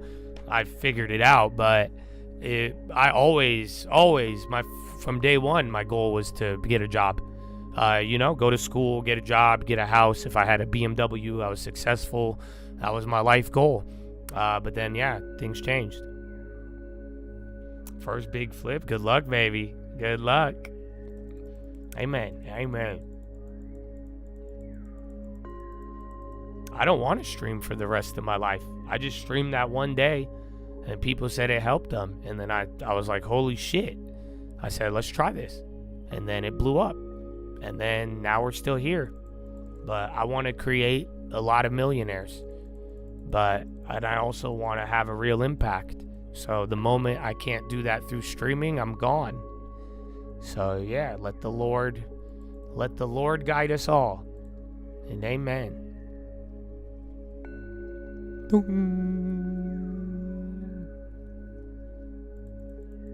And suddenly it was 60 people, bro, and then suddenly it was 6,000. Straight up, bro. Straight up.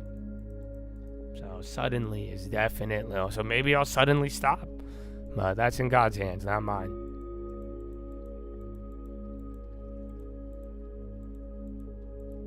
My stream at the early stage, now that we're going back to being a lot more straightforward, I would argue the stream is borderline the same. We just got better. Like, I think we have more information, more tools, more of a tight-knit community, but I'd like to think generally the same, minus my behavioral fluctuations. Bradley Frizzle's been here since day one. What do you mean? The peach has been here from the beginning as well, even the peach. So yeah, amen, bro. Amen.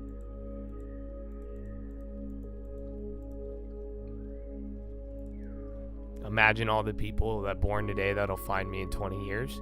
They'll love me.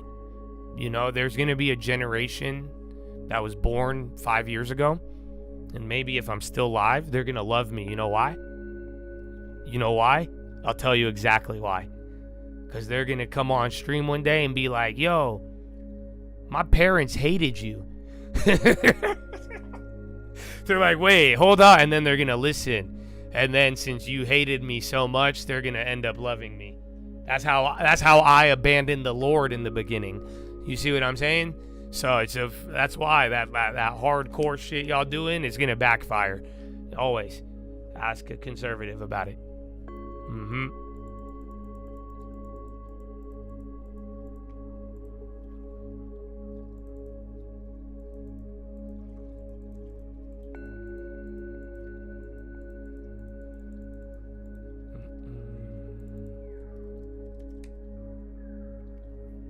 Is the wheel turns. When do you think I'll stop streaming? Dude, I genuinely mean suddenly I will stop streaming. It's in the Lord's hands, bro. That's why I started streaming. I went, my brother, wherever God tells me to go, I'm going to go. That's it. So whatever this life throws, I'm going to receive it. So, and you should too. And that's why. Don't be so caught up in another man's path, and don't be so caught up in the changes, and embrace them. And that's what you do. Talking retirement, nah. I was just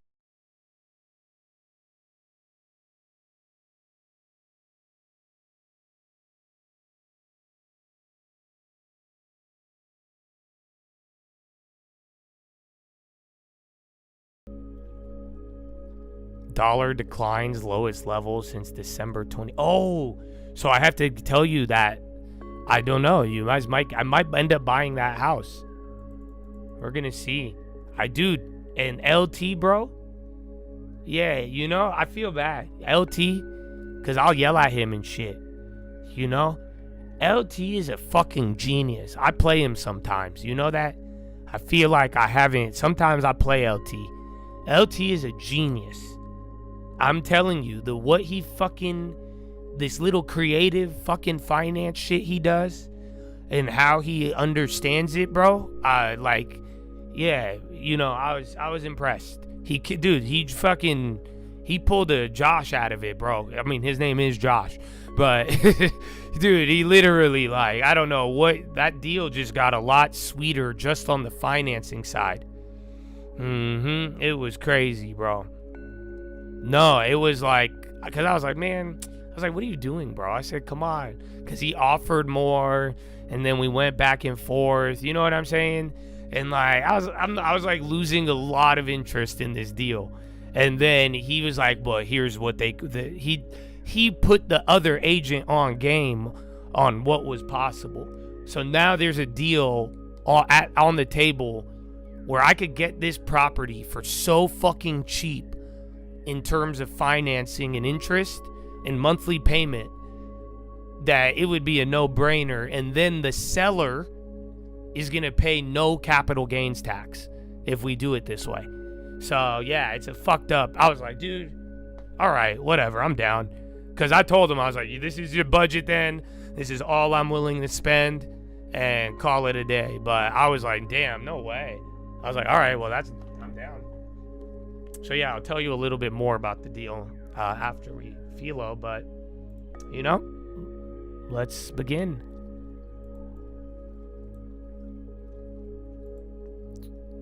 Oh, Vance is going to do a commencement address?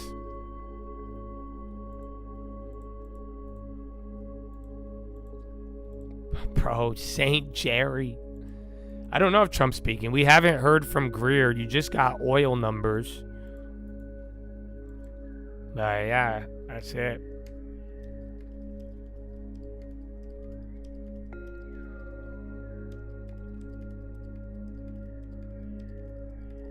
All right. That's your philo link. I will see you guys there.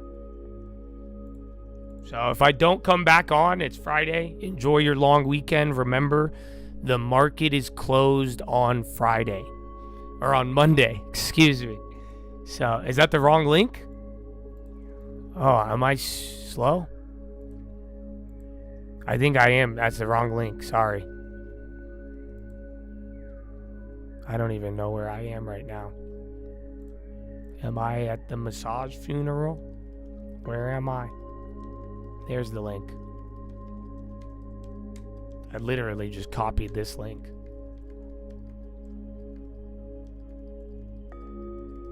Alright, guys.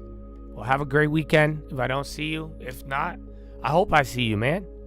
Why not? Why not? Why not? But I'll see you in a little. I love you. Bye.